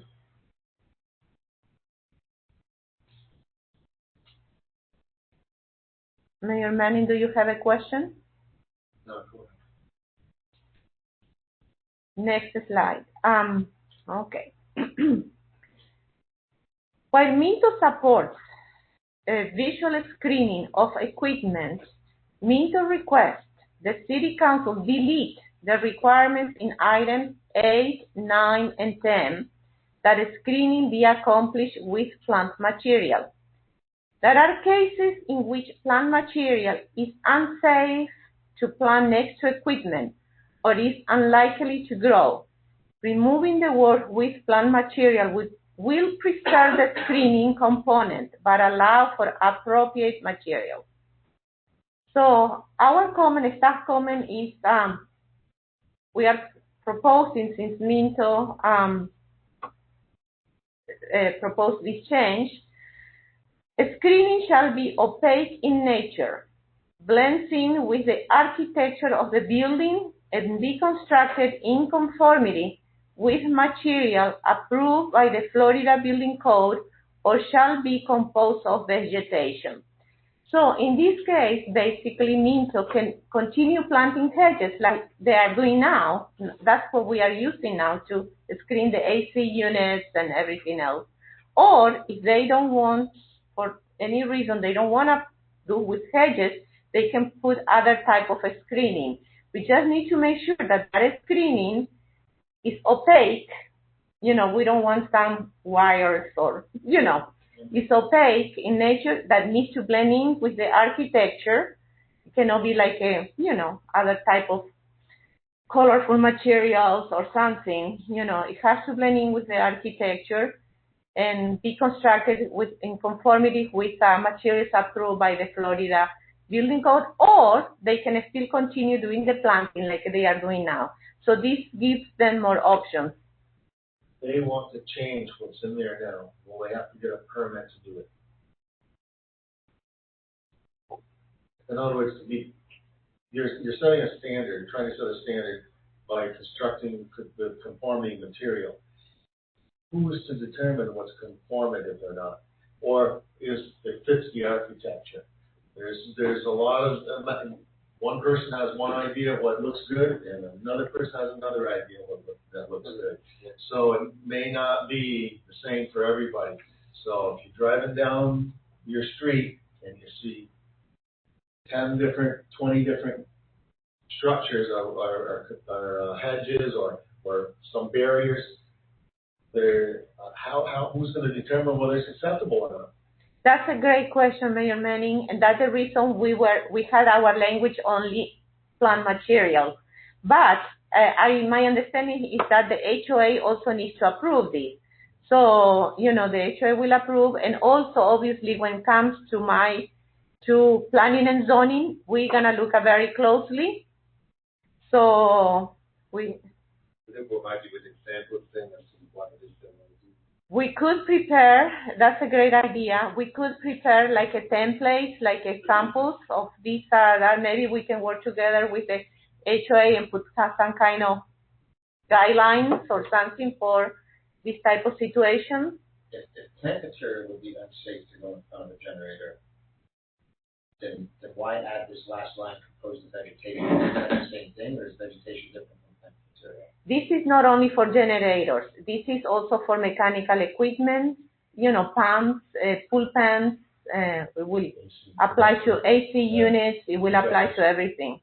If you look at some of your AC compressors now outside where they planted the plants around them, the bushes and stuff are already growing up against it, which cuts down the efficiency of your units, so you need to keep them cut back.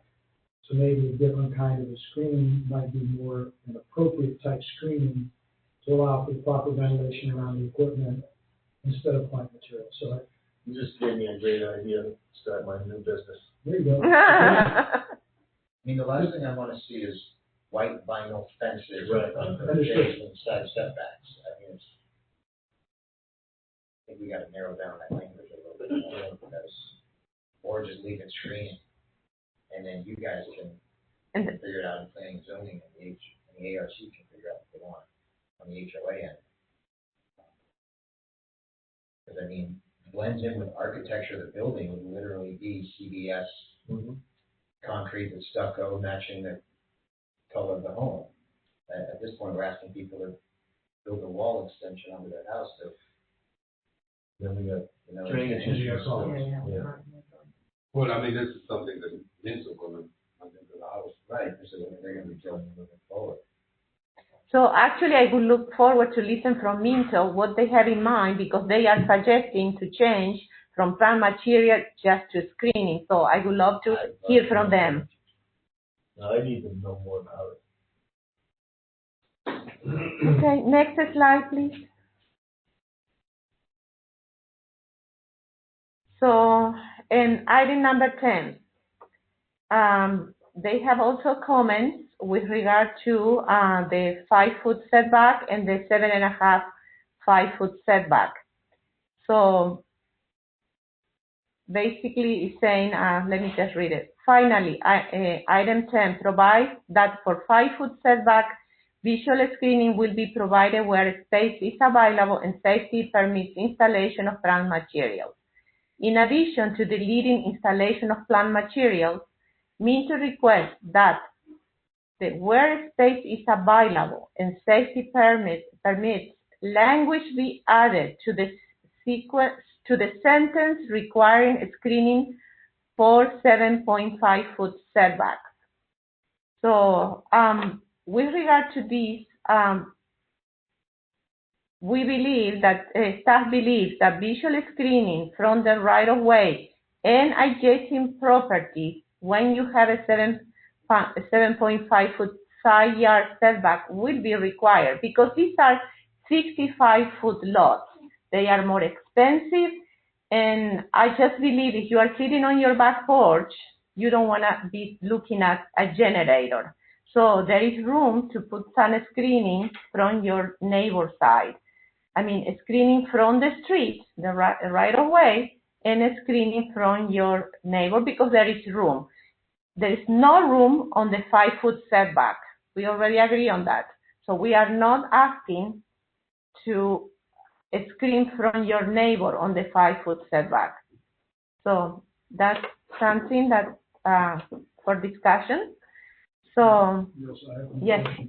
Raised to you earlier today, the question that I have is on 7.5.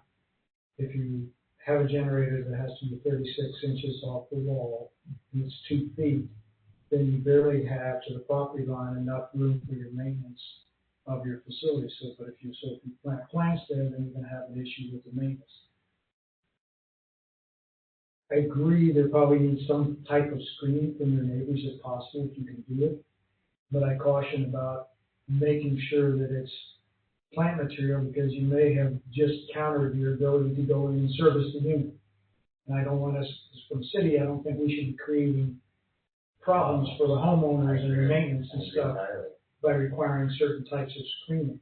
So I think we need to be cautious as to what we require, and maybe it is better to be left more open to say screening from your neighbor if possible with an opaque type of screening. So you might be able to find a different kind of a screening for those kind of situations that works from the street and from your neighbor without creating a big hedge around it. And you gotta think about getting mowers back there, Mhm. and, if you screen the side of it, now you've got to encroach in your neighbor's yard in order to get your mower. Well, you should have 36 inches.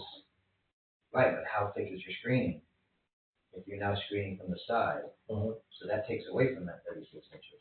Well, I was thinking that you have two sides in your home. If I cannot go this side, I might be able to go on your other side. I was just kind of thinking in general. One side you generate. But one side is always flooded, the other side is not. I do have one question. Yes. Regarding the permitting. If Carol here puts a fence for planting right on the property line, I don't know if there's something that prevents her from doing that. And I want to put my generator there. So now on the 5-foot lot for 5-foot setback, how does it impact my ability to get a permit for a generator? That's a great question. That is something, and maybe we should go back to the 5-foot setback slide, where we can see what happened in that case. That's a great question. So can we go back to the 5-foot setback? I think it was much before that, Zoe. Thank you so much. I mean, I'm not saying More, you can have it all. No, but again, you're looking forward to say, if my neighbor. Other one, hedge, please, Zoe. and I put my There was generator another do one. I have room to access it and work on it? And Yeah. this is, one second, just to show you, this is the previous one, Zoe, you just went through. Although, Councilman Paul, one of the things that in my discussion Okay, with this the is- building officials was that This is perfect. you could potentially, instead of putting the back side of the generator against the house and the service side out, you could flip the generator so that the non-service side of the generator is towards the property line and you're accessing from the house. Well, I mean, It would cause the contractors, installers to be a little more creative in how they do the installation.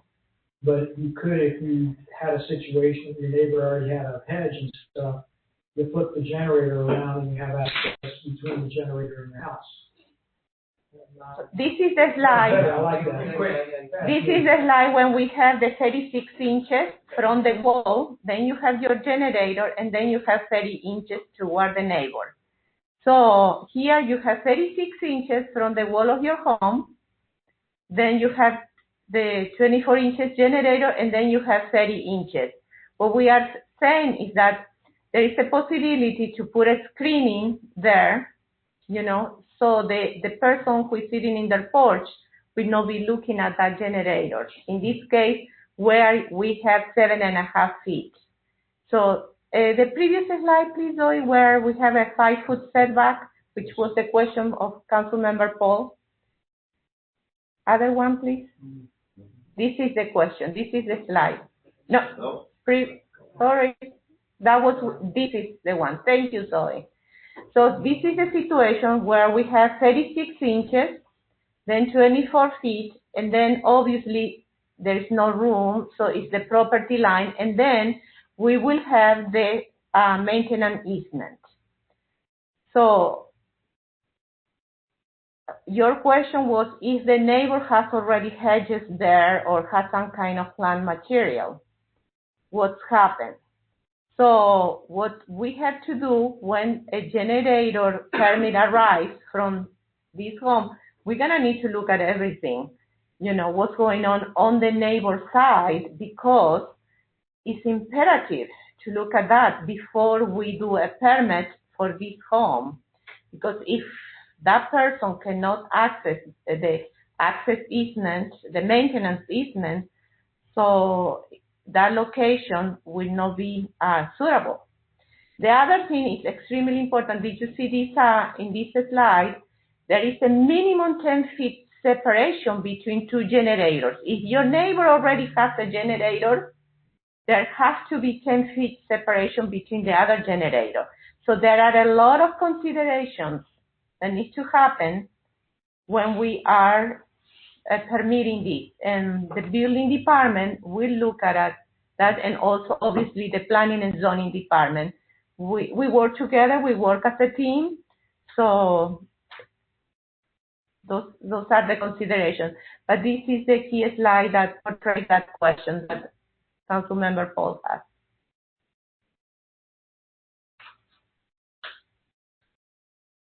Thank you. Let's go back to where we were. Please, Zoe, take us there.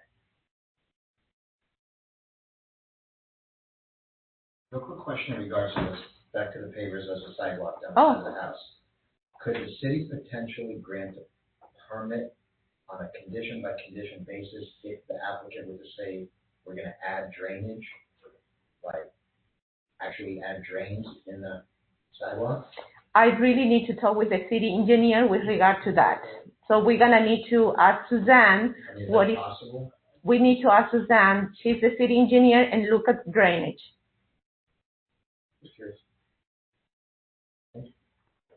Good question. We can ask Suzanne. Plans that Suzanne looks at from the developer show where the water's supposed to be draining frontwards and backwards on the lots.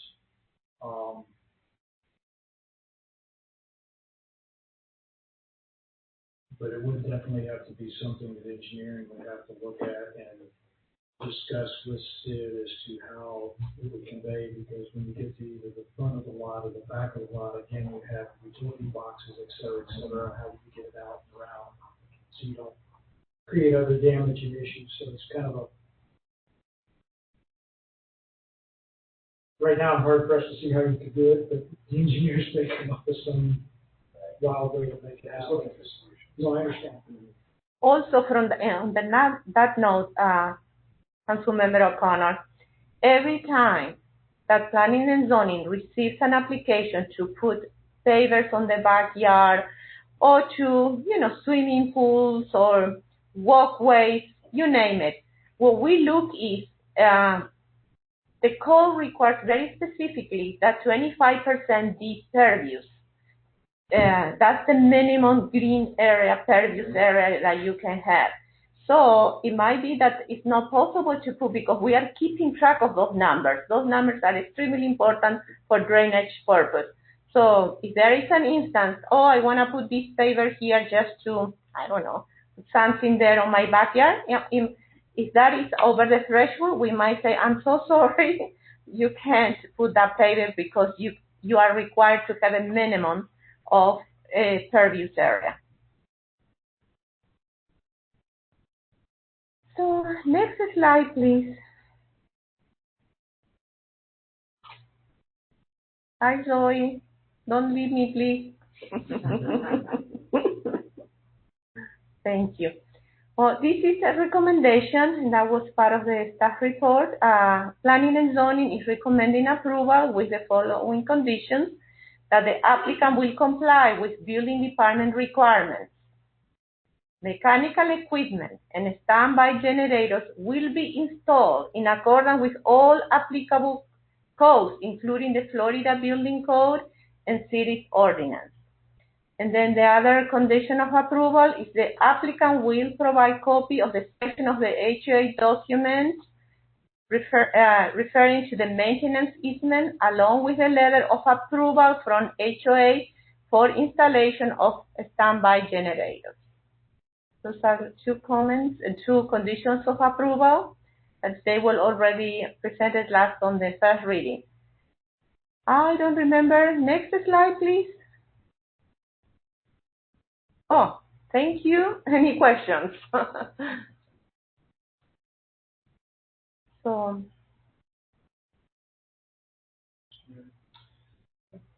For clarification from my own understanding, we also, mm-hmm. what you're also agreeing to in this would be the removal of number 3 and number 16 and the additional language in number 18, correct? Yeah, we should go back. I'm sorry. I just want to make sure that if it goes forward, it gets approved with those corrections on second reading, so that it can be, the ordinance can be. Yeah, some of those comments. Councilor? Will I be able to make my public comments before this is voted on? Sure. Should I go now? Yes, please. Okay, given the extensive discussion of my comments, I would also request more than 3 minutes. Would that be all right? Yes. Okay, thank you. So first of all, thank you to staff for the very thorough review of the comments. I really do appreciate it. I also want to say out at the front, the developer has complied with all of the code provisions up to now, and if there's something in there that's not under the code, that was done after the fact. But I kind of want to take the comments in the order a little bit that they were presented. So I'm going to start with the patios comment. So my first response to what we saw here today is that this section, number 11, that we were discussing, doesn't... Catherine, can we put that slide, please? Where we discussed the number 11. That'd be helpful. So we can have all... I broke it down your letter one by one. No, and I appreciated it. And also, I won't really speak to 3, 16, and 18. I appreciate your accepting of those comments. I think that will help a lot with clarity moving forward. So thank you for that. Okay, so while we're talking about this, if you look at the language that is here, you will see that this does not actually speak to driveways. This is a different concept. So walkways aside, open terraces, patios, and decks are already spoken to in your code. And while it may seem like it's just sort of covering the material 2 ways to put it 2 different places, there is a law of statutory interpretation provides that if the same thing is written about 2 different ways, it means 2 different things. And so because this is already in there, putting it in there again a different way can lead to interpretation questions, and there are a number of defined terms that kind of play into that. So this doesn't appear to me to be discussing driveways in the first instance, and to the extent that it's talking about material that's already there, Minto really would like to avoid any kind of ambiguity in this code. It does make it difficult from a design and from a sales perspective. Walkways is kind of a slightly different issue, but again, that's not the bulk of what we were concerned with. I mean, what we were really concerned with is that it's duplicated already, and putting it in can lead to confusion. So we would still object to most of this going in because it isn't helping improve the situation and can cause confusion. Catherine, one question, please, because sure. I had no opportunity to talk with you. So anyway, but walkways is not addressed on Chapter 3 right now. No, walkways are not addressed in Chapter 3. That is absolutely true. Whether a walkway would be a setback under your code is a different question, though, because under your code, as it's been adopted, including Article 1, which is not a hangover from the old ULDC, it's a code that this body has separately adopted, setbacks are defined as being measured from the foot of the building to the edge of the property. So, to the extent something is not attached to the foot of the building, it's really not considered a setback encroachment, which is why balconies is my other concern. So I'll segue to that really quickly. So Neil, so you have sort of presented that balconies that don't have a support column in the ground would not be considered a setback encroachment, and that I believe is absolutely true under your current code, which is why I don't want it in here. But 1 second, please. Can we go to that slide, please? The one with the balconies, so we can have a... Sure, and I'll just say, I mean, this is, what Pam was mentioning is that there are multiple ways to interpret this.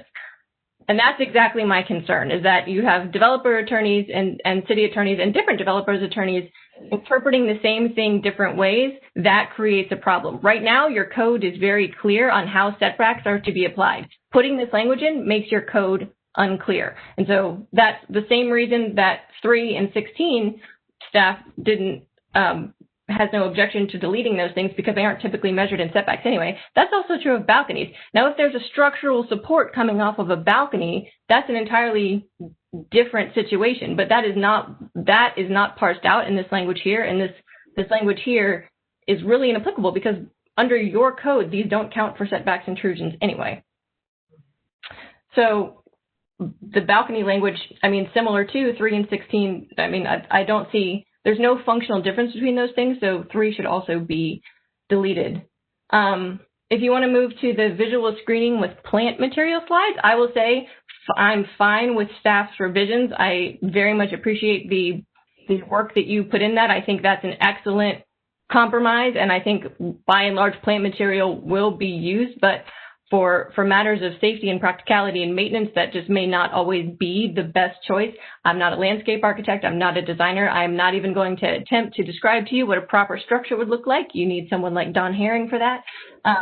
But again, just because this has not really been applied yet, and exactly what Nielsen was saying, that there's a lot of considerations that go into this type of thing, maintaining some flexibility here, I do think is key. So we are fine with this as revised by staff. Okay. Yeah. Going back to the balconies. Yes. Is then implying that balconies do not require, the proposed balconies do not require columns that then sit on the ground and infringe in the setback. Is that correct? Under your code right now, balconies that do not have a ground support are not considered setback encroachments. Okay. So you don't have to put it in here for that to be true. It's already true. Putting it in here creates some confusion as to whether setbacks are measured from. But if you leave it out, the balconies are still permitted so long as they don't have a support column and you've eliminated confusion. So you get the same thing, you just haven't created confusion. Catherine, how much can we enclose on the balcony? So under your comment, we can have a 5-foot setback, a 5-foot balcony encroaching into the setback. I would say that if you want to address that, that's something that you could address, but setbacks is not the proper place because setbacks don't apply to this scenario. You could address that somewhere else in the code as far as projections off the building or other things, but as long as but it's not consistent with your setback code, so this is not the place to deal with that issue. But as long as the balcony does not have support columns. Without the columns, it's not an issue. With the columns, it would then be an issue. Under the current code as applied under your current code, that is true. Right now, balconies with no columns do not encroach in setbacks. Balconies with columns that are structural probably would. It would be a little bit difficult to opine on that without seeing it, but generally speaking, I think that might be true. But create an inconsistency to put it in here. Right now, it's very clear. If this goes in under the rules of statutory interpretation, it creates an inconsistency. It creates a difficulty, and it's not necessary because your code already permits this. I think we need to look at the code and see where can we put a balcony projection, because what we do not want is a 5-foot balcony projecting into the setback. We can look for another place to put it, but that will be, we need to reach out to legal. It's a legal matter. So to see where can we put it in the code. Well, to that I have a question. What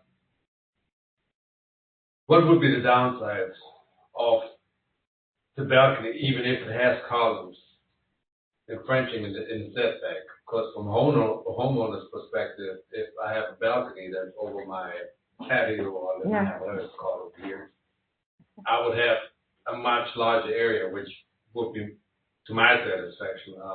I have a slide. Yes. Can we go back to the slide with the balcony? Because as I was putting this slide, I thought about a scenario, why it's important. So if you see here on the large footprint, if you have a balcony or the small footprint, let's say you have a back-to-back lot. You see one lot here and one lot there. So now you have another balcony right there on the other side. So there will be back back-to-back balconies looking into each other. You see, I didn't draw it here, but you can imagine, just look at if you have another lot right here, and then you have the balcony also projecting into.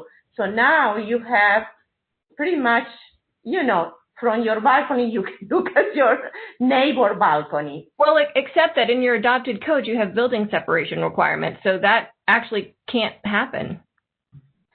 So I'm just saying, we don't have this type of product right now. First of all, number one, we do not have this scenario right now. We are just looking into the future. If there is a mother-in-law unit or something that is set on the rear yard. So. But is it accurate? Under our current code, you have to have building separation? Yes. What chapter and what section? So, again, I don't know that we need to go into all of this for the setback session, but it's in Chapter 3 in the use tables. For example, Table 3-3 under R1, which is the single-family detached dwellings, there is a minimum building separation of 10 feet. So even if you had 2 3-foot balconies extending toward each other, they would still be 4 feet apart. You couldn't have them touch. This is the thing right now. We have lots back to back. We just don't have this type of product right now. Most of it wouldn't allow you to cross a property line. Obviously not. But I'm just saying there could be a potential conflict with regard to this. So what this makes more clear to me, though, is that this is not the appropriate place to deal with this. The setbacks are not. Putting it in here creates inconsistencies, and it doesn't solve the problem that I hear you saying you have. I don't think she said we have it. She said potentially. It's a potential problem. Okay, true. That you are trying to address, and I don't mean to put words in your mouth. I apologize for that, but I do think that putting this in here as it's written creates confusion, and I think it's unnecessary. I mean, isn't that something that Mental already does not? You can't put a Castro on a 50-foot lot or whatever. I'm sorry, my audio cut out for a second. Would you mind repeating that? But I mean, aren't there? Don't we have restrictions already where mental where you can't put a Castro, for example, on a 50-foot lot? It has to be a 65-foot lot, if I'm not mistaken. So doesn't that, the lot size kind of dictates more or less the house that's on it. And with that, typically you rule out that you have to interfere with the houses. That makes sense. We don't have this type of product right now. Like I said, I couldn't take a photo of this. Otherwise, I would have included a photo. So we don't have this photo, a product like this now. That has a unit on the back, a structure on the back, on the rear side, and a balcony. So I was making a hypothetical situation here, So, but there might be another place on the code where we can talk about projection into our city attorney. I'll let Catherine finish her comments, and then I'll respond to number 2 and the suggested change. Okay, thank you. So our last set of comments really relates to the standby generator, the discussion that we were just having about the exception for space and safety that's included in the 5-foot setbacks. So if you want to go to that, yes, thank you very much. Keep not quite there. Yes, this one, where space and safety is available. Just adding it to the 7.5-foot setbacks, where space is available, it'll still be made, but my concern was exactly Ken's concern, that there may be some maintenance requirements. Again, this has not exactly been applied, and Nilsa has said that, there will be a lot of considerations when this comes in, and so flexibility would seem to make more sense in this situation, and there is a safety factor here. It is also possible that generator design may change in the future, right? Maybe they're squares instead of rectangles or something else. So just allowing the flexibility to appropriately screen it and allow for safety is, to me, more of a common sense issue, but I've made my comment there. You have the language already for the 5-foot. With that, I will say, I mean, Minto's comments here are really, we are not far apart on substance. Again, it's really more of a clarity and consistency with the rest of your code issue. I mean, one of Minto's hopes is certainly that this code is very workable, not only for it, but for the businesses that it hopes to attract. And so we do place a premium on clarity. And so for that reason, we would just ask that you consider these comments. I will obviously be here if you have other questions. Oh, I'm sorry. I did want to make one other comment. I'm a little bit confused about adopting an ordinance with conditions, and I apologize. I've not seen that done. Ordinances you would have to incorporate that language into the ordinance, and so I'm not sure if if staff is recommending a change to put language in the ordinance that we haven't seen, or if there's something else. But typically, we wouldn't adopt an ordinance with conditions. Those conditions were part of the staff report, Catherine. But will they be included in the language of the ordinance? Catherine, no, there's no proposal to have that language in the ordinance. That would be part of the application process for the applicant. So that's more of the administrative forms. Let's just make full disclosure here for the council that would be part of the application process. But it would not be a code requirement? No, it's part of the application process. All of these staff comments would be part of the application? No. Those two that Nilsa has. Please, can we go to the next slide, please? The condition about please.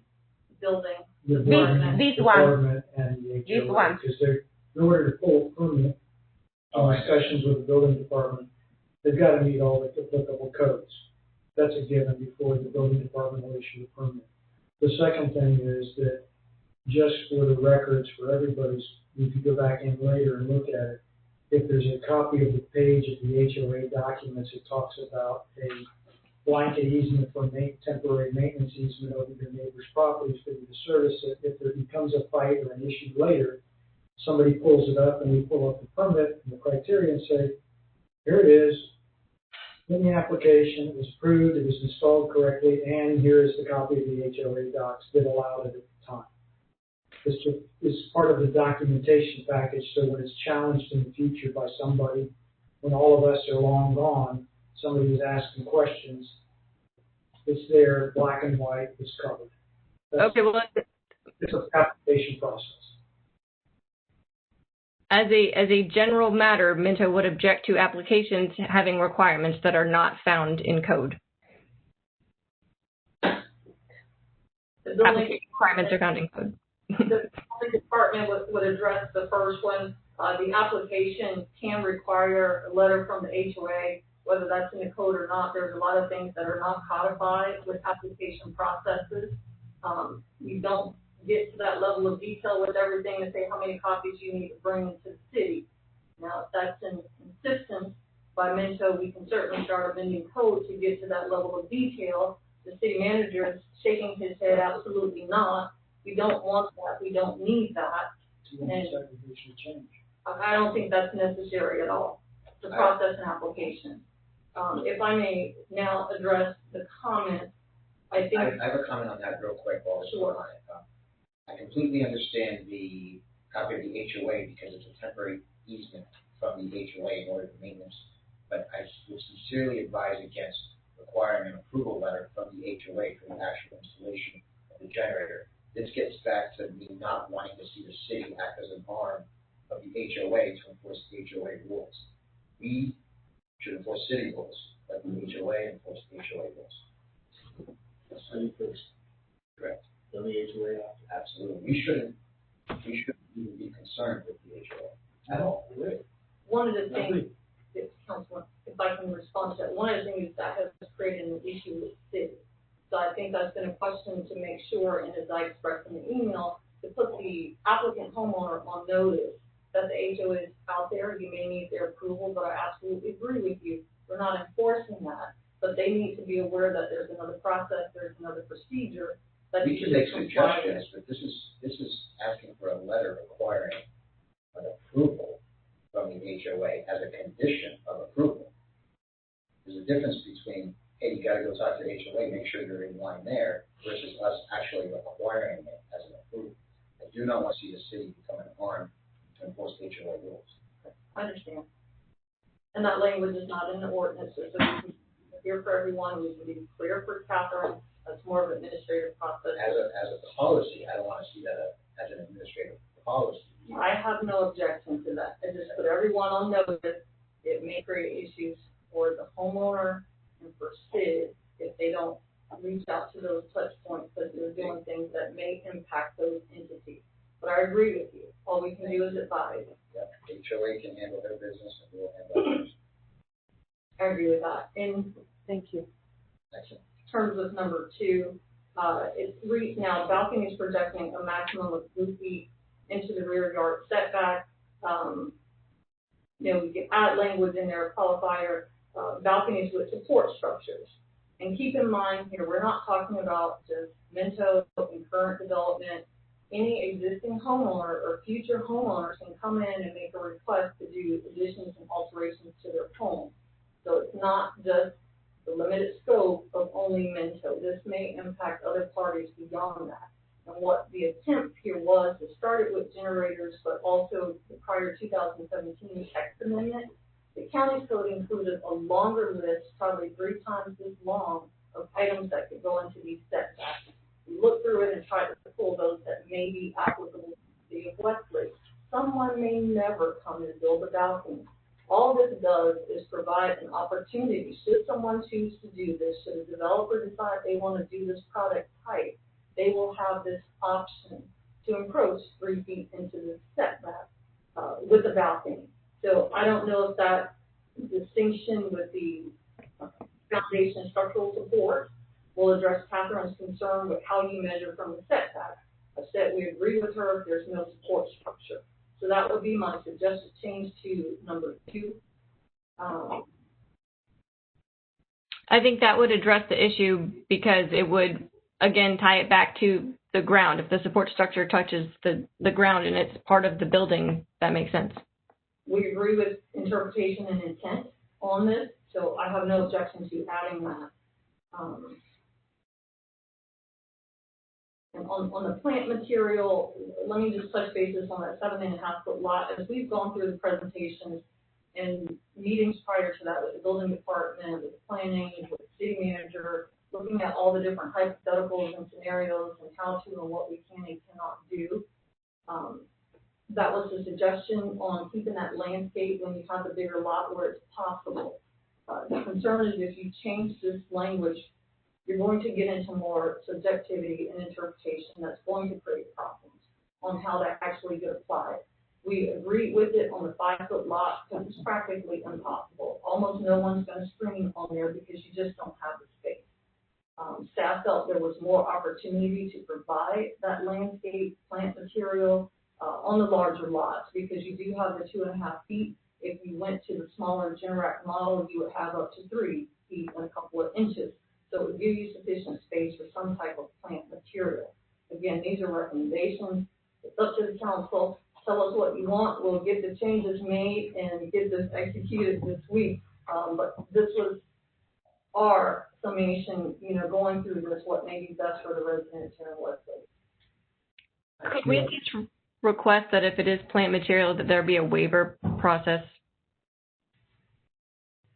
Unless waived by the city. Yeah, I don't have a problem. We have no problem, and you have no problem also with the visual screening and landscaping. So the only issue right now that we are talking is what are we doing on the 7.5 feet? We wanted to have some visual screening from the neighbor side, and you are saying it's not needed.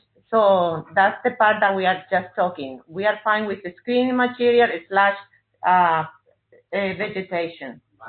And I'm not saying when it's not needed. I'm saying when space and safety might not allow for that, there would be an exception that could be granted by the city. I'm not saying as a general matter.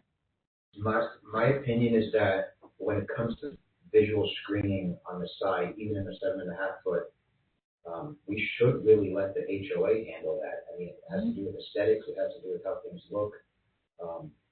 Why should the city even care? Let the HOA manage how it looks from different houses. That's what they do.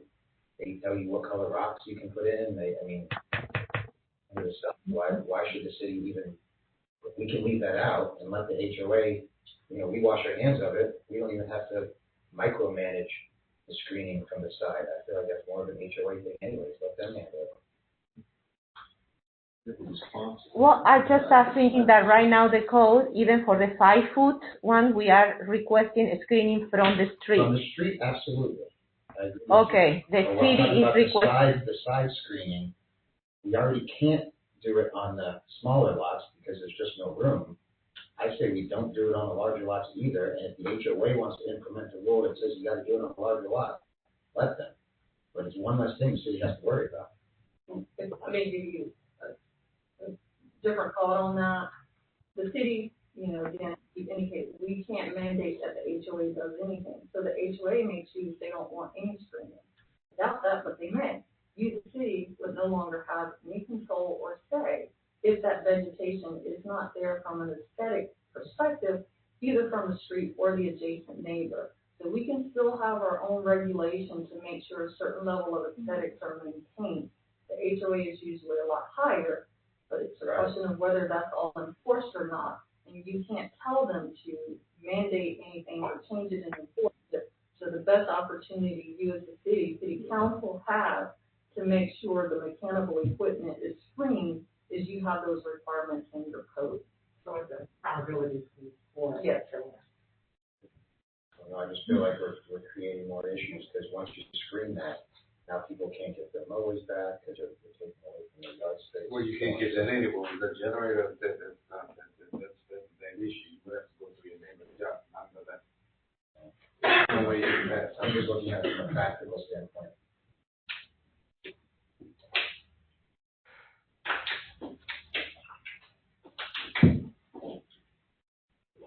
Okay, where are we? We have a lot of balls in the air here. Council, confirm, 3, 16, and 18 changes would be incorporated, correct? Mm-hmm. You know, eliminating 3, which we also indicated she was okay with, 16, eliminating impact shutters and changing the language in 18, which was suggested. Yes. So those 3 changes would be part of the approval, correct? Yes. Yes, I'll state that, and include the one I just discussed with Catherine. So in number 2, it would be balconies with support structures. So we would clarify number 2. Number 3, staff is fine with removing. Number 16, we're fine with removing. And number 18, we have no objection to adding the 2 terms that Catherine requested. For 8, 9, and 10, would it have the alternate staff language? Apologies, Catherine, if council is fine with the 8, 9, and 10 to use other visual screening, we can include that. I don't know if they have the consensus on some of the discussion on what that other alternative material may look like. Yeah, I wanted to put the language on the screen. So the proposed language said, I think I have it here. Says screening shall be opaque in nature, blend in with the architecture of the building, and be constructed in conformity with material approved by the Florida Building Code, or shall be composed of vegetation. So we cover everything.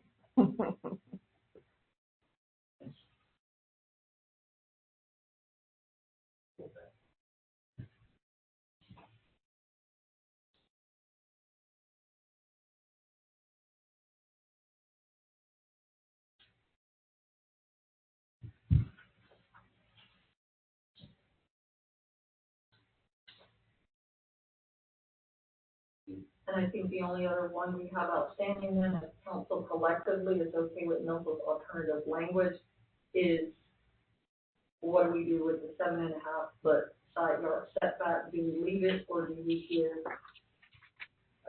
where possible, on the visual screening?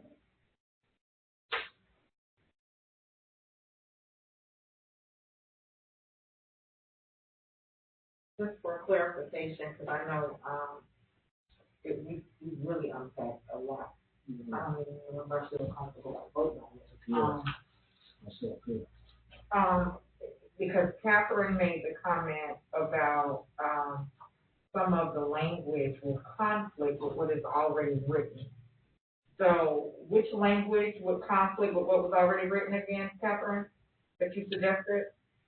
Much of that has been taken care of by the council's, I'm going to say, apparent assent to deleting 316 and making the change so that balconies in the second to number 2 refer to balconies with support structures that touch the ground. So if those changes are made, then there's a lot more consistency and clarity here. We still have number 11. That's true. So number 11, again, you have existing setback requirements specifically for patios, and it is a rule of statutory interpretation that if the same thing, even if it appears to be the same thing, if it's written 2 different ways, it means 2 different things. And so, you know, as it relates to patios and terraces and ground level decks, those are all pretty well covered by your existing code, so we would object to putting it there because it's inconsistent. I would like to put the slide, please, of number 11. Zoe, please.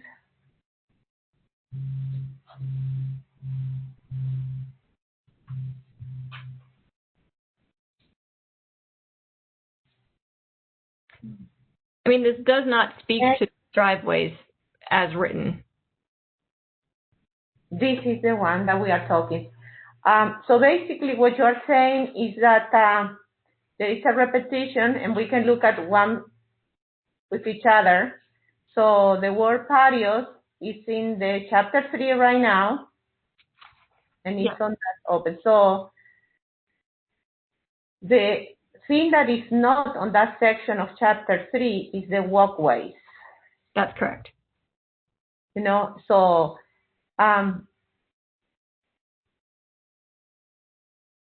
think we could amend that specific section of chapter 3 and include there the word walkways and driveways, because they are on the same nature. But I thought she just said it's not speaking to the driveway, so. Where would it be? Catherine, you see there swimming pools, a screen enclosure, pool decks, spas, cabanas, saunas, and patios. Right. I don't think that would be an appropriate place to put it in there because it specifically says that, I mean, sorry, you could add something to this general section of the LDRs to deal with driveways, but that particular one isn't appropriate because it also has limitations on those things not being in the front yard, so you wouldn't want to put driveway in that category. So, but because you would want a driveway in your front yard. So, but again, as your code is written, setbacks are measured from the building to the property line. I understand that, but it's also important to address that there should be a 3 feet setback from the property line. And maybe this is not the right section, I agree. It could be that we have to have some kind of setback for drainage so people cannot put pavers all the way to the property line. So I got a question at this point. Is this something that we can table maybe today and get some, we maybe put a package together that has the amendments with maybe graphics so we can really understand what this we're talking about? Because voting on this today doesn't make much sense in my opinion. I would like to remind council of the original intent of this and why it's so incredibly important. We have actual residents, some with very, very special needs, like ADA type needs. We are at the height of hurricane season. They have already given deposits on standby generators. If we table this, it is not going to be hurricane season anymore. We have actual constituents and residents that desperately believe now we need to pass a ordinance for generators. I agree, we do. But we need to do it properly. You can't just say, oh, just because somebody needs a generator. And I have sympathy for people. I have sympathy for people that need to be done. But you still have to be, it has to be correct. It can't be just, oh, I need to get it done now. No, that's not how government works. It's not just because of the way it has to be done now. Well, I mean, I thought everything has been clear. I mean, the language, removing, there's 316. Got it all worked out. The only thing here is regards to the driveway and walkways. Where will that be? Right. That's all we need to know, and then we can vote on it. It seems like that's as close as we are, but we still have to have a resolve for that. Well, if Catherine though is saying that it's already written, where number 11 is, it's already written in the code, then I don't understand why we would edit number 11. If she's saying that it's not, it doesn't speak to driveways, and we don't see the language speaking to walkways and driveways, then I guess why are we reinventing that wheel? But as you can see, the code doesn't include walkways. If I could suggest, the council would have an option to take just this item out, and we will obviously continue to work with staff on this one item if it were imperative to get it passed this evening. Legal? With respect to walkways. City Attorney? I'm taking a look at the language this year. Thank you.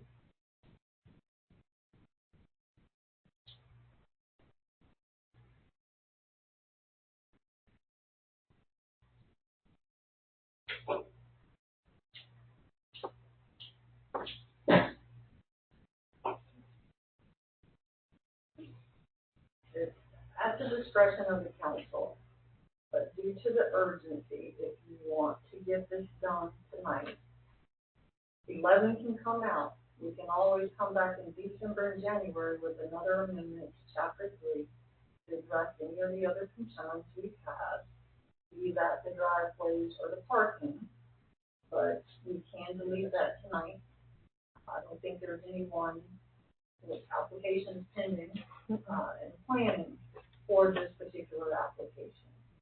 We can come back and amend this to address those issues at another time. That sounds like a good solution. Absolutely. Thank you, Captain. Thanks, Ken. Thank you, council. Okay. So, who wants to make this motion? Do we need to read the resolution? Yes, we'll do that. Zoe, please.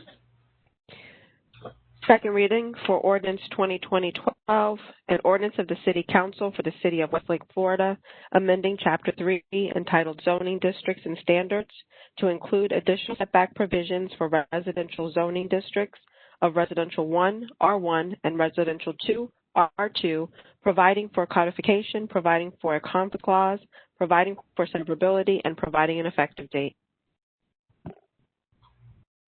I would like to make a motion that we adopt ordinance 2020-12, amending Chapter 3 with all of that included in it, with the recommendations that we have all have a consensus on. Right. And omitting number 11, which we will revisit later at another time.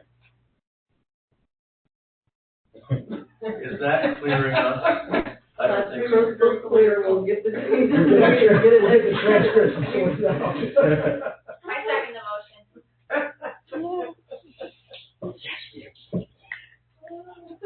So, is that gonna it'll be cleared out I'll say it again if you just tell me how I gotta word it. No, we understand the request. We'll get it edited. We'll share it with Catherine, Milton, Ken, and we'll get this executed this week. Between the transcript, you turn Nelson, and Thank you so much, council. Thank you. Mayor, if I may interrupt, if I can just do a roll call, please. Yes. Oh. I have a motion made by Councilman O'Connor, seconded by Councilwoman Crump. Vice Mayor Long Robinson, Yes. Mayor Manning, Yes. Councilman Paul, Yes. Councilwoman Crump, Yes. Councilman O'Connor. Yes. Motion carries. Thank you. Thank you, everyone. Thank you, council and mayor. I like the discussion like this, though. because we get down to the bottom. It's great. Okay, moving on to item B, public hearing, ordinance 2020-11, an ordinance allowing the use of golf carts upon designated right-of-ways, rural parkway easements, and multimodal paths to the city. This is a second reading, and I don't believe we have any changes on this one. We did have a couple of changes. Do we have a couple? Yeah. Yes. Red line version. Oh, yeah, here we go. There was one whereas clause that should have been omitted previously, but in discussions with criminal improvement district, that last whereas clause on page 2 was removed. The request of council, paragraph D on the third page was removed, 14-year-olds. Mm-hmm. We added under golf cart registration, there was quite a bit of discussion about that. The registration fee of $30 should be every 3 years following that, there'll be a renewal. And that there was a request, I believe it was engineering, as well as SID, that operators shall yield to pedestrians, bicyclists, and other users on the shared use path, rural parkway easements, and multimodal paths.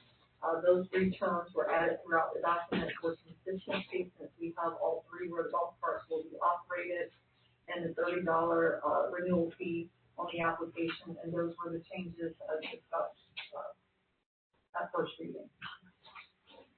Okay. Do we have any further discussion on this ordinance? Just one quick comment.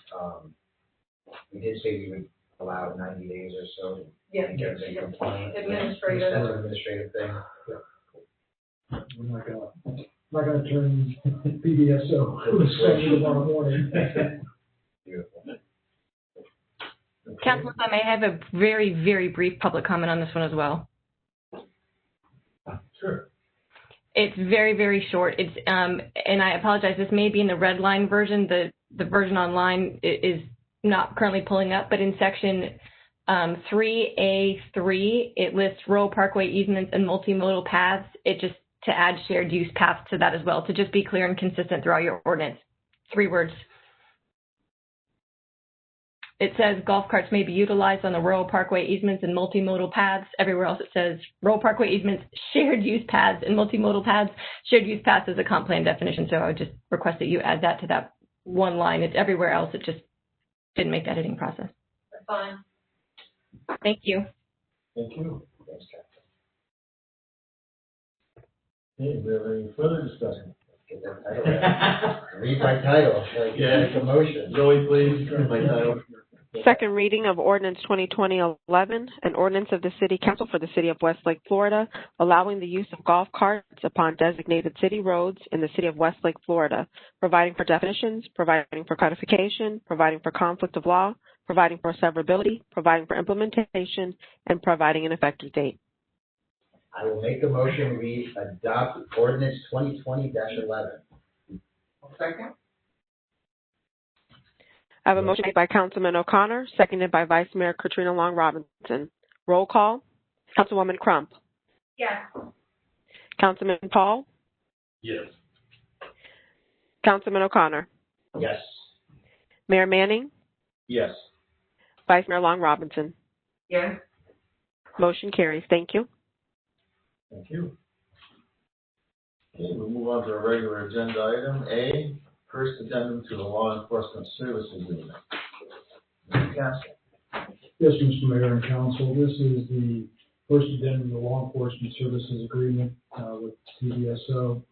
What it does is it puts in writing the fact that they did not change their fees from last year. And each year as we go through, whether there's an adjustment or not adjustment, we will be receiving one of these documents to confirm that we are in agreement with them as an amendment to our contract. Good. Thanks.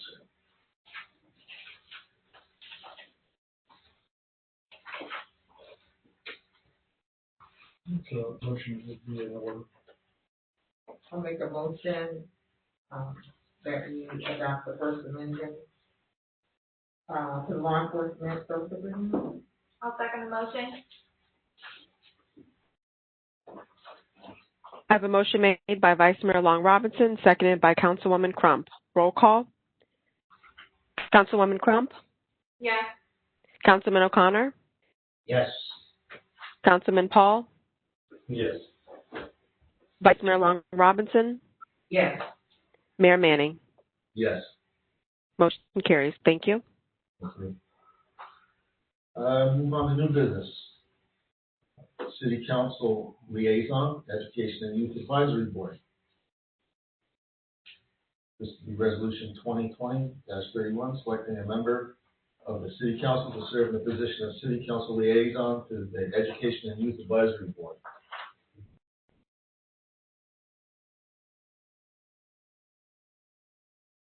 I'd like to recommend that you guys may allow, obviously, I don't know if now it's time to do that, so.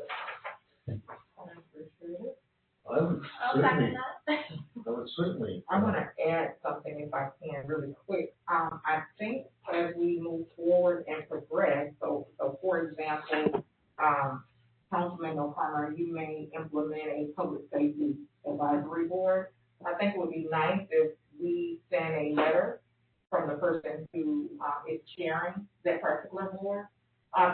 Just something nice that we put in place in writing, saying welcome, thank you for serving, and things like that. So I would love, for him to ever lead those charges, to be the one to, of course, share and then welcome them to the city for their service. That'd be a great idea. Yes, great. You start a golf cart advisory.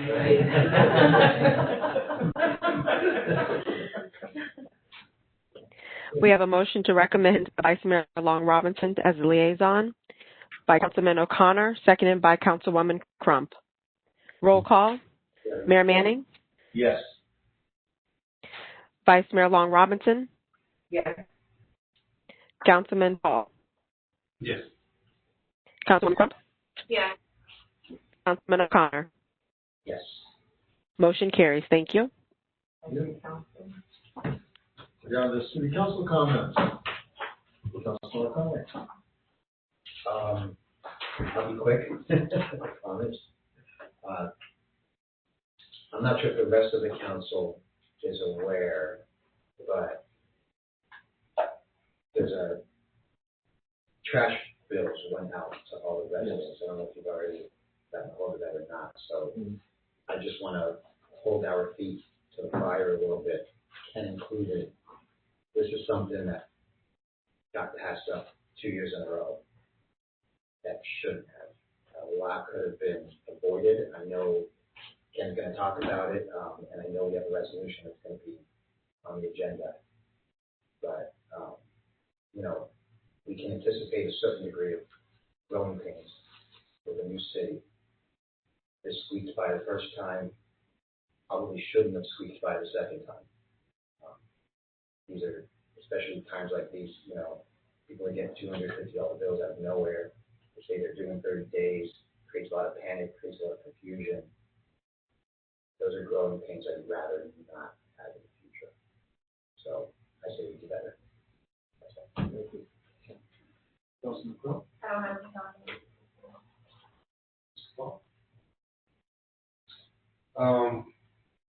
Really not much on this whole driveway extension kind of thing. And Nelson, you may know that this 6-inch walkway requirement. People generally, they have an extensive, taken, if you will, these walkways, or where are we with this? We haven't issued any permits yet. Some people may have already put them in, but from the building department and engineering and from planning and zoning, it is a requirement that sidewalk be 6 inches thick for traffic bearing. If it's not 6 inches thick, what would occur is somebody drives over it, ends up breaking it, it becomes a trip hazard, which becomes a liability for the HOA, which is ultimately a liability for the homeowner. So that's why the requirement to change it from 4 inch to 6 inch thick sidewalk, so that if somebody does drive across it, it does not crack and create a problem. So are we moving forward with this? People that have extended their driveways, can they get a permit and? Some of them will be an after the fact permit for the apron piece, but they will have to definitely pull with a contractor, a licensed contractor, to do the sidewalk change. It may be that the part between the sidewalk and the street and the part inside is in good shape, it's just the sidewalk needs to be thickened. Building department, again, understanding that things have happened ahead, we will be playing catch up with everybody initially. We're not going to be heavy-handed or anything, but we're going to encourage and make sure that people comply correctly with what is necessary, because ultimately it protects the residents and the HOA from future lawsuits, trip and fall hazards, etc. So we will be working with them. We will be spot checking them. We will be going through it. Melissa has a few of them in process right now. She's going to approve it, and she goes through it. She's copying Seminole Improvement District along with engineering.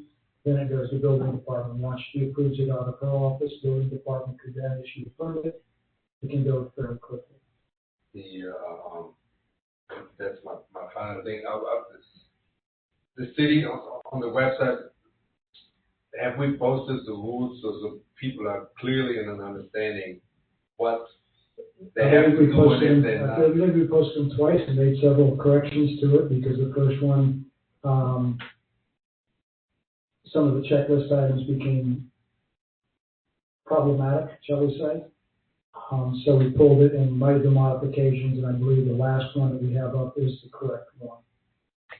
I am not sure if the final checklist was posted on the website, but that's a great recommendation. So I will work with Zoe to upload the final checklist on the website. Thank you. So if you can make sure that we got that last one update tomorrow. Yes, I will. Thank you. Vice Mayor? I'm gonna go through my comments. I'm gonna kind of fly through them because I know time has been far spent. So for the 2020 Palm Beach County census, it was awesome to know that 73.2% of our constituents completed the census, which is dynamic. Zoe, I know Zoe's listening. Zoe, if you could, and let me back up a little bit. The census deadline was the 5th of October, so that the percentage may have gone up because the data I just gave reflected as of September 24th. So it may have gone up. Hopefully it did, so that those monies can come to us. So Zoe, if you could put up, if it's not already up, the early voting, when early voting takes place, which will be from the 19th to the 1st, so that constituents will know where to go because we have those 18 precincts. I think that would be wise for us. And so these questions, I don't know if it's for staff questions. Public, we've been talking about public coming. I would love to see us circle back. I know October 30th in 2019, I mentioned that we had conversations about incubator facing. Ken, you did email and say that there were some programs separate from what's in our code for incubator spacing. So if possible, maybe could staff meet with council individually so we could kind of talk about what those programs would look like.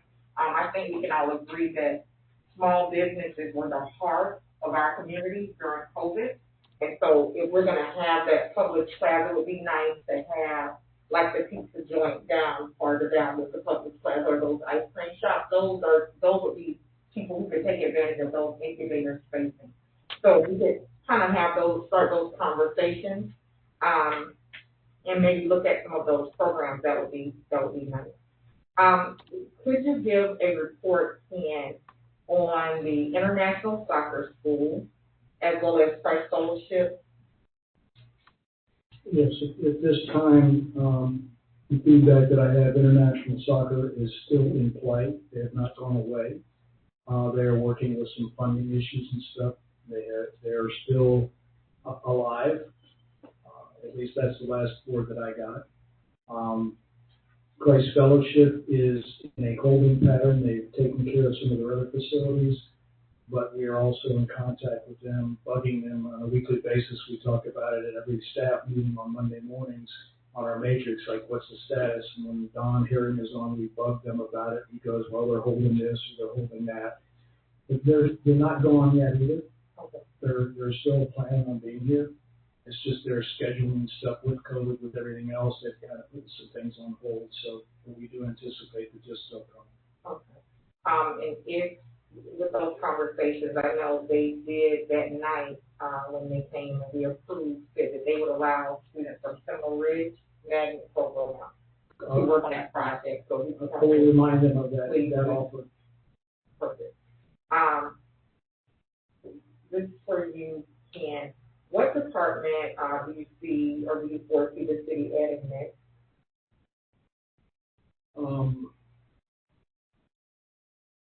It's combination. One, I'm going to need to expand the city clerk's office some for workload. The other would be, as we know, we've seen that people are doing things without code or without building department. It's probably going to be time over the next year to start stepping up code enforcement. Although behind the gate, it's really a HOA issue first. So what will probably happen is I will issue letters to the HOA saying it's been brought to our attention that there's a lot of construction, et cetera, that's been occurring without any permits. You don't need, as the HOA, you have your rules and regs. You've approved everything and it was supposed to have a permit, you have a problem. So we'll start with that tack first before I start actively engaging a code enforcement officer and a special master. Can I just say right now in regards to that, I think that we should have that information. That information should go out now, not waiting at all for anything here. Because if we're going to curb this from happening in the communities, and the HOA needs to be aware that we will be or should be watching what they're doing to some extent, and make sure that they're staying compliant. I'll get that letter out this week to the HOA and copy this council on it when it goes out. Okay. And so it was good that Jonathan Brown was here today. According to Mr. Carter, 36% of our sales do fall within that affordable housing program. I think one of the homes is kind of 308, the base. So Metro does fall within the affordable housing because we have the Happy program as well as our Welcome Heroes program. How much funds, though, do we have within the Happy program, Mr. Castle?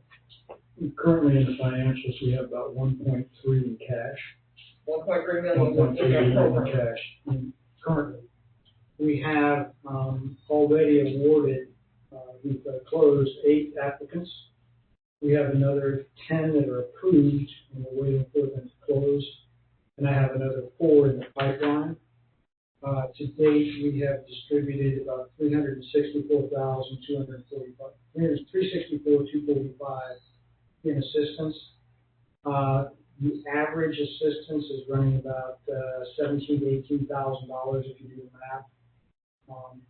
And in that whole program, one of the things that we're starting to notice is a number of these is that with the creep in the cost of houses, we may need to look at what our threshold is because we're locked at a 350 right now. So if anybody's at I had one guy that I was looking at in here earlier, he was at 351, 490, and we couldn't help him. So we may want to look at, as we're going forward, widening. And I know we've kept the program pretty much to HUD guidelines and everything else, but it was also my understanding with research I've done, we could have multiple housing programs. So we could, and since this is self-funding, we could have more flexibility on where our ranges are in the 140, because if you look at the 140 with the median income, there may be some other people that you could help if we need to look at it, because right now, sitting on 1.3 when the intent is to get it into people's hands and get people in houses, I think we need to re-examine it and seriously look at what our thresholds are as far as the base house price. And I would ask that since we now have consultants on, that staff would possibly sit down with them and even market the program more. I think some people don't know about the program. I think we've done fairly okay with marketing that program, but, we want to make sure that those school teachers, those police officers, those fire rescue, those, that they're able to get in a home and attain the home. So if we could kind of get with the consultants that we voted on to kind of figure out some marketing pieces. I did speak with Mr. Carter about that, and he said Minto would even put funds, they would partner with the city in regard to those marketing antics, and I think that would be good. Because it's a dynamic program, and if we're offering a product already in funds, then we're doing something about it. I think as all of us are looking at it, we have a program that's there, but it's not as effective as any of us would like it to be. Right. And I think we need to figure out how to close that gap a little bit better. So if we could work with them, that would be perfect. I think that's fantastic. I'm concerned. Has anybody ever went out and bought any lumber or any building materials in the last months? Yes. It's expensive. Building materials have gone up almost 100%. From some of them. A 2x4 costs twice as it did a year ago. Piece of plywood, almost twice as much. I wonder how long before the developer has issues and needs to raise prices. I think it's inevitable at this point. That sometime in the near future, they're going to have to do something. They have gone up some. They have taken some measured increases with Minto and the others. And that's what I'm saying is we need to look at what our 350 threshold is right now and say, maybe it needs to be 360, maybe it needs to be 365. I don't know, but I think we need to seriously look at what we've had as applicants and say, where are they falling short at? And see how many, can we add another 15 or 20 individuals to this role a whole lot easier. I don't want to wipe it all out immediately, but I do want to make sure that as we're adding, because we're getting funds in constantly. We have some turnover where houses are sold. We're still getting funds into the foundation that Minto has that ends up coming to us. So I just want to make sure we're using those funds to the best advantage of the city to get the people in here that we want to have in here to help them into houses. Yeah, you can say on that. I'd like to add just a couple of comments. This whole discussion is important. We need to continue to have these conversations. We've had residents come and ask questions and have some concerns about the housing program. It is a topic of conversation with Minto and Tara that we'll have going forward on some options for what's in the current development order versus what will be proposed for the city's development agreement. So there's a lot of conversations yet to be had about this program. I wanted Jonathan to share some insight and some of that data and more specifics to give you a full understanding of what the programs are like. My only caveat on the price, and we have had some of those conversations early on with increasing that, is if you go back to his tables, you're no longer helping people in that workforce housing category if you go up to the 360 to 370 price range. So part of this program was also needs-based. And people at that income level don't really have a need for down payment assistance. So we have to be careful as we try to move forward to try to help additional people. The balance on that and some of the conversation that created some conflict is the other side of this equation is limiting that price point so that you can help more people. And so we still have options. You know, Jonathan mentioned there's a lot of different things even the county's looking at with an exchange program. There are other options to try to help additional people. One of the things that Mr. Carter has always cautioned is hold off. We have Pot In coming in, which is going to be some of the townhomes, some of the lower price point projects where we will have additional people we can provide that assistance to. The program was set up and established to provide rental assistance, even though we have no rental units in the city of Westlake. When they are built, when they are developed, the program is already created, so you can provide some of that assistance that he was referring to tonight. So even though we have money there, I don't think we have enough of the product to match the dollars and the people who really need the help just yet. So I say hold off before we do that. Let us continue to have those conversations, see when those other housing types come in, and we may be able to go through those funds pretty quickly if we have sufficient product. I still would like to see it advertised. Sure, no, absolutely, on the advertising. Yeah, we don't advertise it. And we had done that once a year. We probably didn't do it this year with COVID, but the ad was posted full page, send it to Jonathan. There's about 18 housing partners with Palm Beach County that provide assistance through different programs. We had sent a notice to them as well to say, hey, Westlake has this funding. Please send anybody this way. Work with the developers and their sales team to let them know about it. That's where a lot of these applicants are coming from. So absolutely, we can market it. I just wanted to give you that additional insight while we're having this housing conversation, you know, what the full spectrum of this may look like as we go forward. My only thought is, Ken was saying, you know, we had to crush a guy's dream because he was over the threshold by $1,000. I hate that. I hate the fact that we weren't able to get them done. Is there a small measured amount that would still be within that threshold, 5,000? I mean, can we do anything to help these people? Council set that one again. We tried to strongly encourage anyone coming in, please do not do all the additional options on your home. Do them after the fact. If you want the $20,000 down payment, don't do all the upgrades, because that's what usually pushes them over that $350,000 threshold. I don't know, just go back and look at his purchase and sale agreement. What's happening is, you know, Sky Cove and Minto keep naturally raising the prices of the homes, and unless you're a hometown hero and you camp out for one of the free lots or the very, very cheap lots, there's very, very limited inventory that applies at all. So I absolutely think we should advertise it in combination with the hometown program. But without that hometown program, there's like nothing. There might be one like or like Ken said too, since it's ours, we have options. You can have another program. Yeah, you can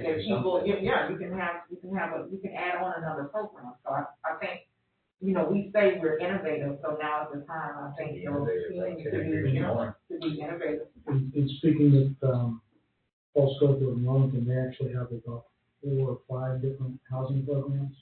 They have one targeted for first responders and teachers. They have another one that's targeted for senior citizens. They have another one which is your standard HUD program. They have multiple programs for different types of housing, different types of needs. And you can have multiple types of programs within which the county has multiple types of programs as well. My suggestion is that we look at some of this and say, you know what, maybe for certain housing we do program A, for certain things we do program B. But I think we do, if the intent is to help people get into their first house and cover that gap and help them get in, I think we need to look deeper into what our numbers are and how we're set it up so far. Because as the prices are creeping up and stuff, it's squeezing down to all of a sudden, as Councilman O'Connor said, very few, if any, are going to be able to come in. Can you get us that information and distribute it? Yeah. Regarding those other programs so that we can start to get some sort of idea of what direction we would like to go in. And what models actually qualify. Right. Without hometown heroes, if any. And maybe, That and fit that have, price point. yeah, and maybe have the consultant, once you all work, have them do a presentation. We'll do that. Vice Mayor, so you guys also know, Mayor, we had asked the developers, all of them, to sit down and have a conversation when they come in to develop and explain the program to them. We asked to reserve some of those zero premium lots for people of these programs. Code did some of the back lots so that it would be a lower premium to try to assist more people. So I think some of the applications have been more from Code for those reduced costs are there. So it's something that we have to continue to work together on those efforts to get people into this in different ways. So that creativity and innovation, there's more than one way to go about making this program impactful. The $1 million sitting in an account isn't doing anybody any good when it needs to be helping. And we did have one individual, John Swiss is aware of it, that ended up having to sell their home and move out. They were saying, no, they can forget the loan, but then we looked at the stock and it was going, no, wait a minute, you're going to make pay us back. So we said, no, you got to pay us back. So they did, and it worked out. But the first shot across our bow was like, oh, forgive me of my loan and let me take all the extra money. When we started looking at the documents, counsel, turning like, did you see this? And they were impacted by COVID. Unfortunately, they were, and that's what created the situation. You know, whether they applied to the CARES, I doubt it. Don't know if they knew, but we did get that money back into the housing fund to assist with other people. So confident about it. What we're doing. We always like to be compassionate, but rules are rules. And if we break it for one person, we have to break it for everybody. You might as well throw it out. And you might as well throw it out. Exactly. So, unfortunately, that's just the way it is. I mean, I hate to say it. I have my stuff to turn into, my comments to turn into cans going. I just want to thank the council and all staff for all the good conversation tonight. I mean, it's important for us to have this dialogue because we don't have a chance to do it individually. We can go to the city attorney and we can go to the city manager and talk individually, but unfortunately, I find this a hand-tying experience with the sunshine laws, and it's very difficult to do business, and I can't imagine doing it out in private enterprise the way that we have to do business here on the dais. The conversation and dialogue is so important. So thank you everyone for your input. And I want to particularly thank you, Vice Mayor, our last meeting for speaking up about the conversation of chunking in the material, because it's a lot more effective that way. And I appreciate your comment. We're in this together. Yeah. We can agree to disagree, and we do, but absolutely. we're in it together to help people. Business has to go on regardless of how we feel individually. Yeah. So, thank you very much.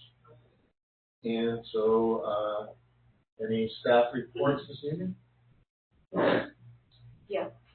Mayor, Council, it was brought up this evening, it was brought up at our last meeting, and there was emails that were provided as well about the garbage collection and the garbage bills.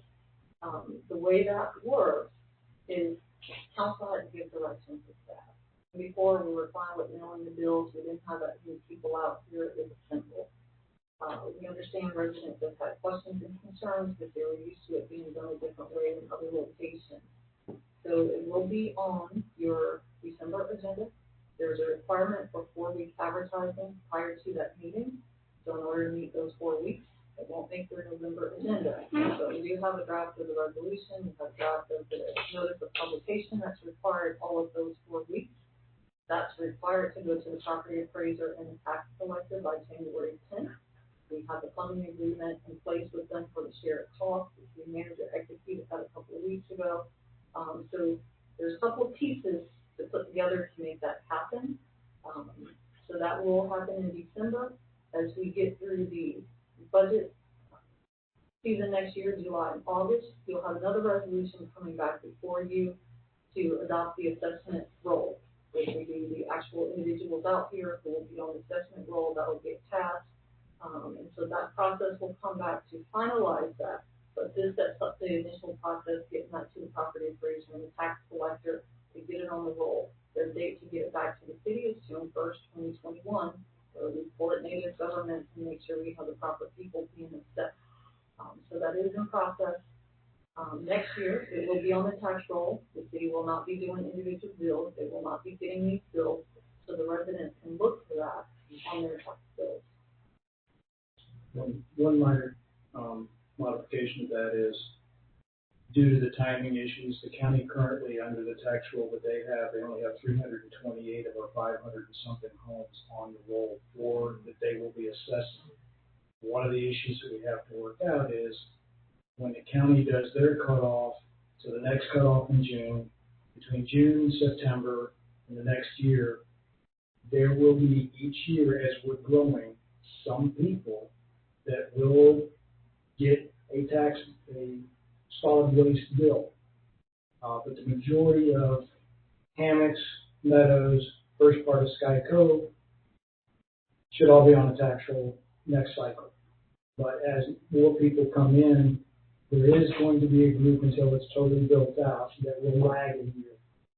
Looking at some potential ways to possibly minimize that number of people, but with all the timing, because one cut off here, then another one's cut off here, but you have to go back to here, but you don't know the numbers until September to put in the tax roll.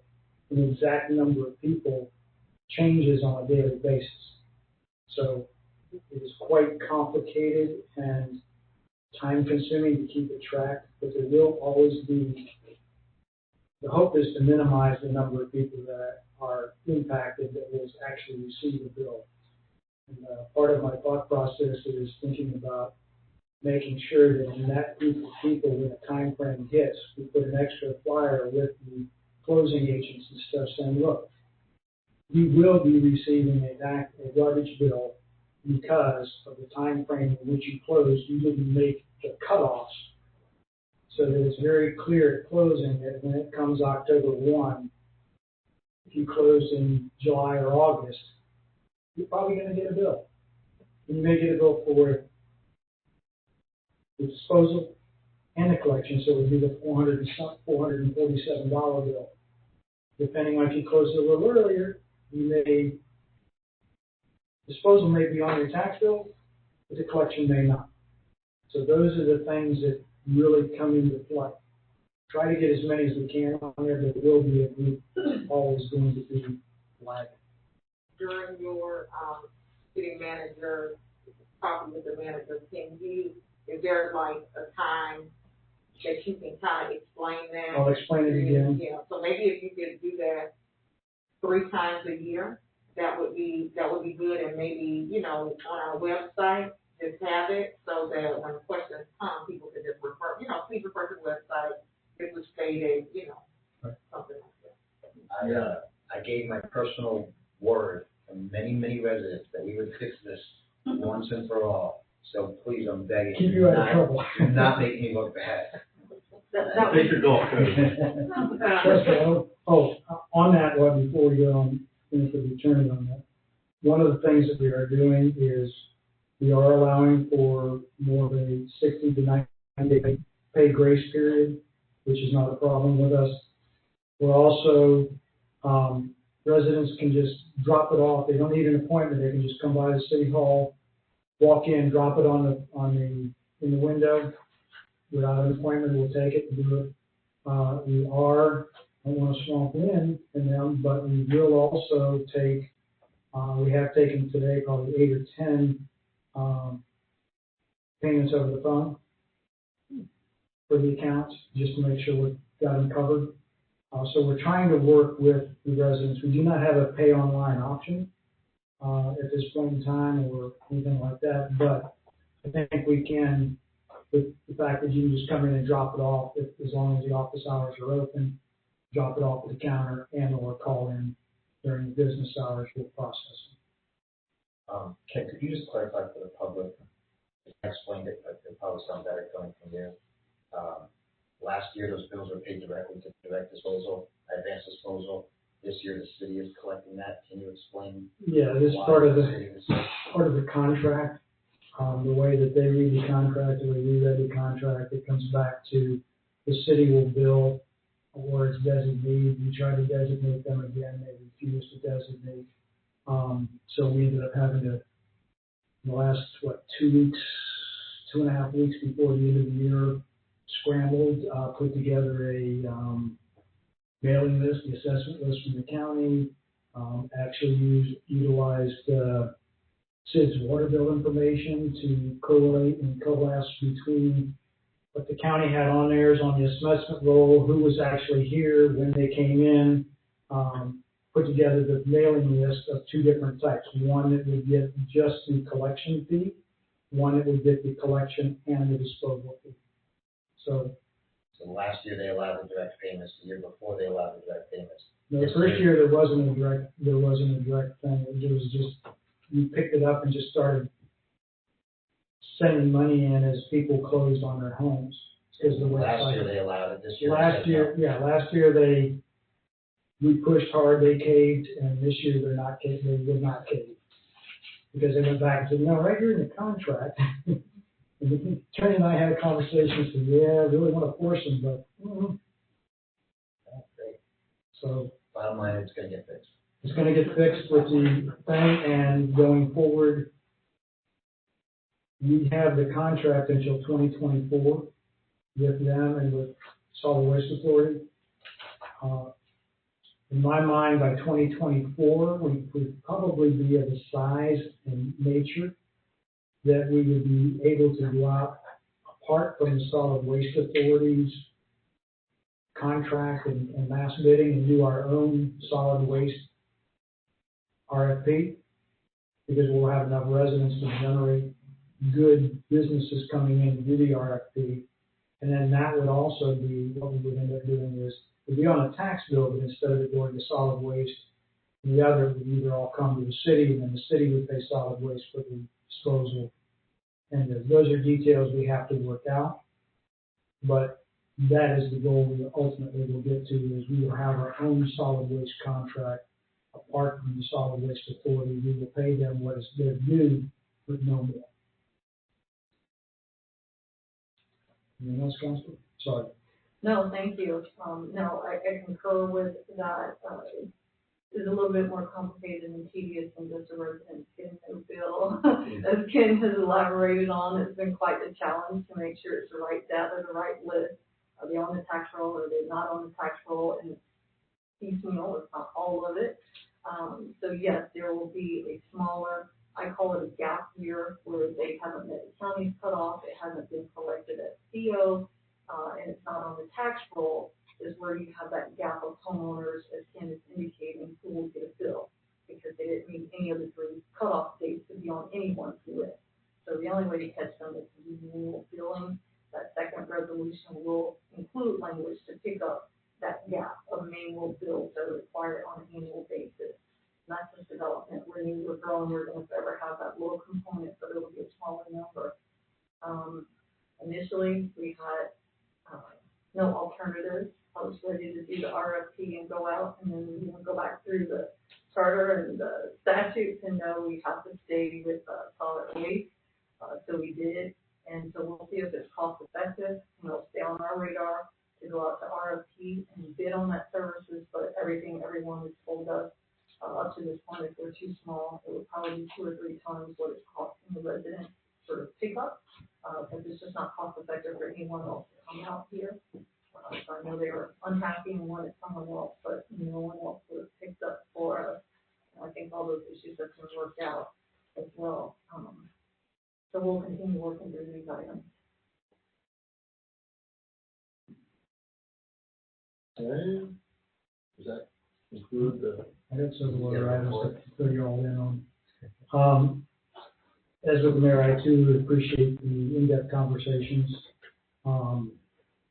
It allows me as the manager and Nielsen's staff and the attorney to get a better collective feel for where y'all are going or want to go, which allows us to look at items and say, you know what, based upon the general nature of feeling, council doesn't want to go down that road, so let's not even think about it, because it'll get, not that it'll get shot down, but it's like, that's not a road that's a hot topic or an item we really need to be on top of and addressing.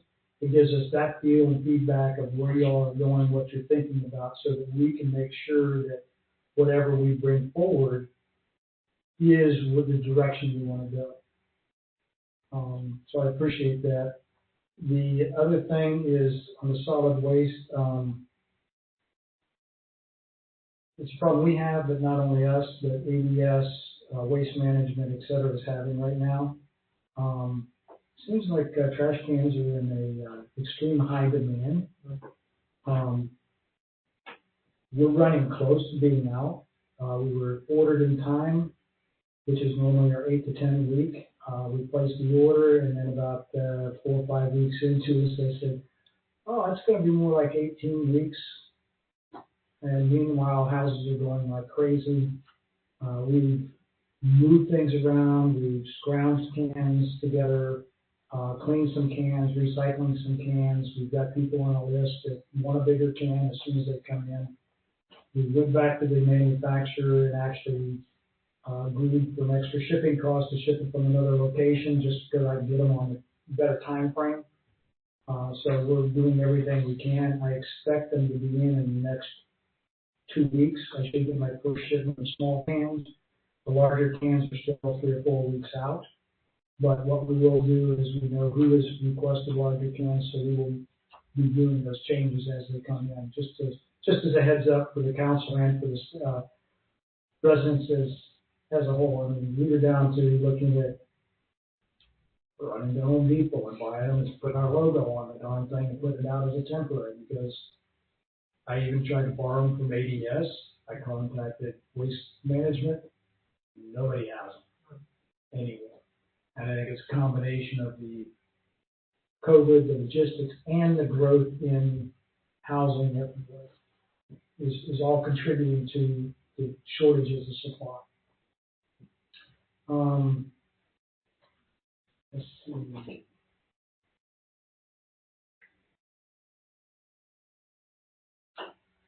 I sent out an email to y'all on the thing regarding the reviews. Yes.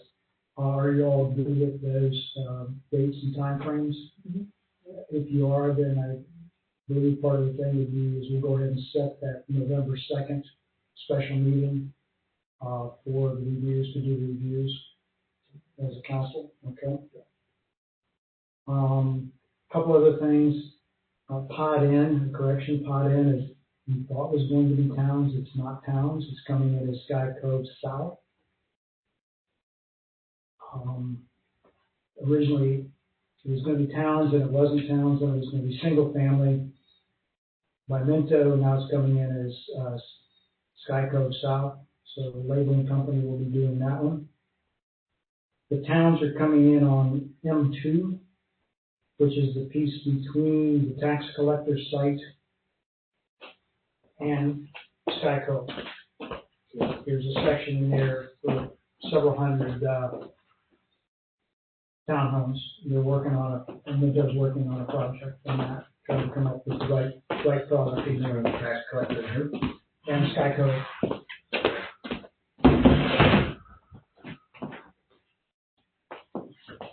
If you look here,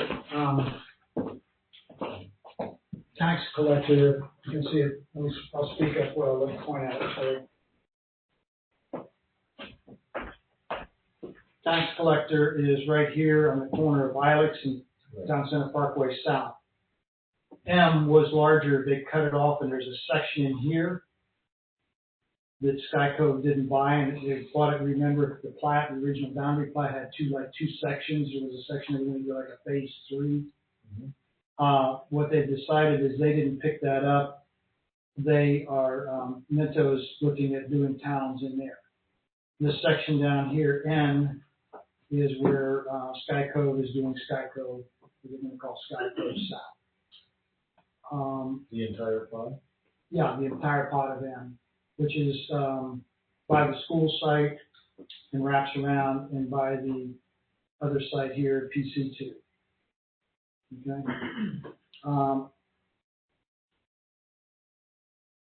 PC2, is that for the proposed city halls? To City Hall / yes. S, I understand Minto's working on S already. Mainly because of the demands that they have between the 25 or 30% sold out in the groves already. And in order at that sales rate, they have to have something for us to finish it and close it out pretty quick. T is underway. So those things are moving very quickly. And in that note, the building department, I was speaking to the building official today, they're processing approximately 200 inspections per day. So things are hot and heavy and moving fast. It is. Do we have a new proposed city hall location? No, that parcel is still there. It's in the developer agreement. It's part of the offer in the developer agreement. It's just surrounded by Skyco South now. It was going to be surrounded by somebody. Plans, now it's residential versus. It was always going to be residential. Okay. It's just who's building it. I don't know if it's going to be big enough, but we'll have to discuss that. And then the other thing is, I'm still on discussions with the county. They're on board with moving the fueling location out to the west by the substation. Working with Sid and the city and Minto on that, and also working with the county and Minto on C2 to make it so that they end up with the connectivity that they were looking for between C2 and C1. So the C2 as well. The individuals I'm dealing with in the county at this point in time are more problem solving than they have been in the past. So I have much better feelings about working with them, and they're interested in making sure that they have what they need and it is functional versus a specific number of acres and specific number of this and that and the other. So they're more amenable to figuring out how to make it work. I think that's all I got. It's been a long day. Okay. How are we coming along with the comparison of city facilities compared to other cities' facilities? Nielsa is working on the parks and stuff. She hasn't finished it yet. She's got a first draft for me. We're still working, digging through all 39 municipalities, looking on facilities, parks, percentages, et cetera, and population. And in addition, with the county parks and state parks that are spread out through the area as well. Yes, we are putting together 3 types of tables. Table 1 will have like the overview of all the 39 municipalities. Then table 2 will get deep into what type of parks they have in each municipality. Then table 3 will focus on the city hall. That's all I have, unless council has any other questions for me. Okay, that gets us down to the public comments for agenda items only. This section of the agenda allows for comments from the public to speak on items only presented on the agenda. Each speaker will be given a total of 3 minutes to comment. The public comment card should be completed and returned to the city clerk. Mayor, I received no previous comment cards. However, I'll give the virtual audience a moment to raise a virtual hand. If there are any participants who wish to make a comment, please raise your virtual hand to be acknowledged.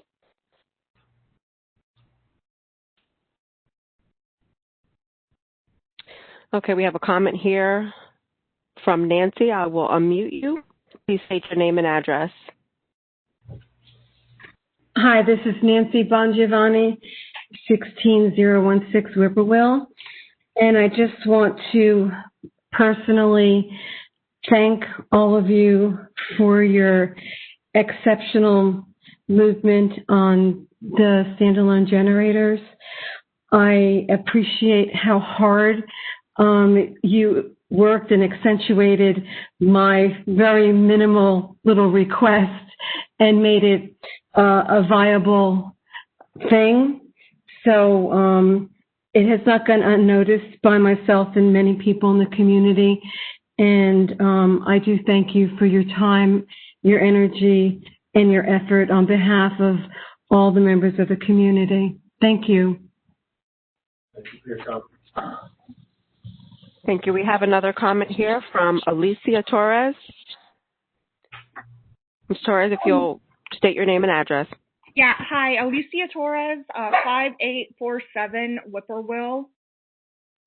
I just had two questions. The first is, Mr. Castle, so now that Sky Cove South is happening, does that mean that the original Sky Cove will be referred to as Sky Cove North? That's what they're referring to. I don't know what the actual name is coming in, but that's the initial name that I was given to. Is okay. Okay. But they're two separate neighborhoods, basically. Correct. By the same builder. Okay. Correct. Okay. Just like you have hammocks and meadows. From Minto. And groves. Yeah. They're actually independent HOAs underneath the master HOA. Okay. Okay, thank you. The second question was, as far as Ordinance 2020-12 goes, so for the generators, I know that last meeting in September, it was established that residents could apply for and permitting could begin for generators. So is this all a go permanently now for generators after the unanimous approval today? Yes, the finer modifications to that ordinance, the attorney will take care of in the next day or so. But from a practical perspective, as of tonight's meeting, it was approved. So those people that already have their applications into P&Z and to building department and engineering will be moving forward. I know a number of them have already been reviewed, and we should be able to start pushing them out the door hopefully by the end of this week. Okay. I echo Nancy's comments also. Thank you guys so much for doing the amazing work on the zoning for the generators. I, just like Council Member O'Connor, know that there are some neighbors that need these generators, do or die, period. So I appreciate that it was made a priority. Thank you. Thank you. Mayor, we have an additional comment from Lieutenant Turner. Lieutenant Turner? This isn't directly related to Blake, but I was hoping to put some information out and see what the board thinks. I have a couple of group homes, juvenile group homes in your general vicinity, 5 to be exact. We've been working with those homes for the last couple of years, and I'm trying to get some people on board to help with mentorship roles for some of the kids in these homes. There's male and female homes. They're looking for approximately 10 mentors per home. And I was wondering if the board had any issues if I forwarded a pamphlet that discussed what you have to be a mentor to the kids, and see if any of the citizens are interested in taking a role like that. Put it on. From the manager's perspective, Lieutenant, I believe the council's in favor of it. Send it over. I'll get it posted on the website as soon as you get it to us. All right, great. Thank you. And if you have any other questions about anything, but things are very, very good as far as the law enforcement perspective within the city limits. LT, I have a quick question for you, if I may. Sure. Now that we've officially adopted an ordinance to protect the golf cart, what would be the next step in enforcing traffic behind the gates in the actual HOA communities? Well, there's 2 parts to that. First off, we still have to have a traffic agreement in place, which I haven't seen. Once that's in the system, we can enforce any traffic laws within the gated areas. Second is any ordinance that you actually adopt within the city. I just need the city manager to forward that to me, and I'll forward it to our legal department, make sure there aren't any issues with it, and then they give the okay, and we're good to go. So how do we get this traffic agreement all rolling? As developer, again, you can read that. I know that's in something that was being worked by Mr. Carter. We discussed it. It's probably been about 2 months now since the last time we discussed it, and I'm not sure what happened to it, but it was in the process somewhere, and I've never gotten a final product from him. I'll follow up with Mr. Carter tomorrow. I understand that they were going down one road and there was a fork in it or something that they really didn't need to be going that route. They have to go down a different road. But I'll follow up with Mr. Carter and see how we can get that moved forward. Because and I believe we did have discussions before about the formatting for the actual writing a citation or writing an ordinance violation. We used to have to, when we talked about it previously, I believe we talked about having citation booklets, but we've switched over our software for our citations. So now we can actually, once the town or the city has those ordinances, they're approved and good to go, we can put them in our electronic system. So anybody that's working that area can put it right in their electronic system and write the citations off of that program. So there's no need to actually create any kind of booklets or anything anymore. perfect. Thank you. Thanks, Elsie. If there are additional participants who wish to make a comment, please raise your virtual hand. If you're on a telephone device, I will unmute your device now. Please state your name if you wish to make a comment.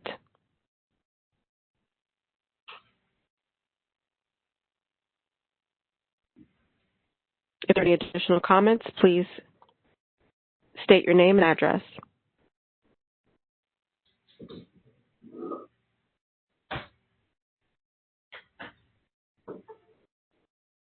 Mayor, I see no additional comments. Thank you very much. Thanks, everyone. And we'll adjourn at 9:44.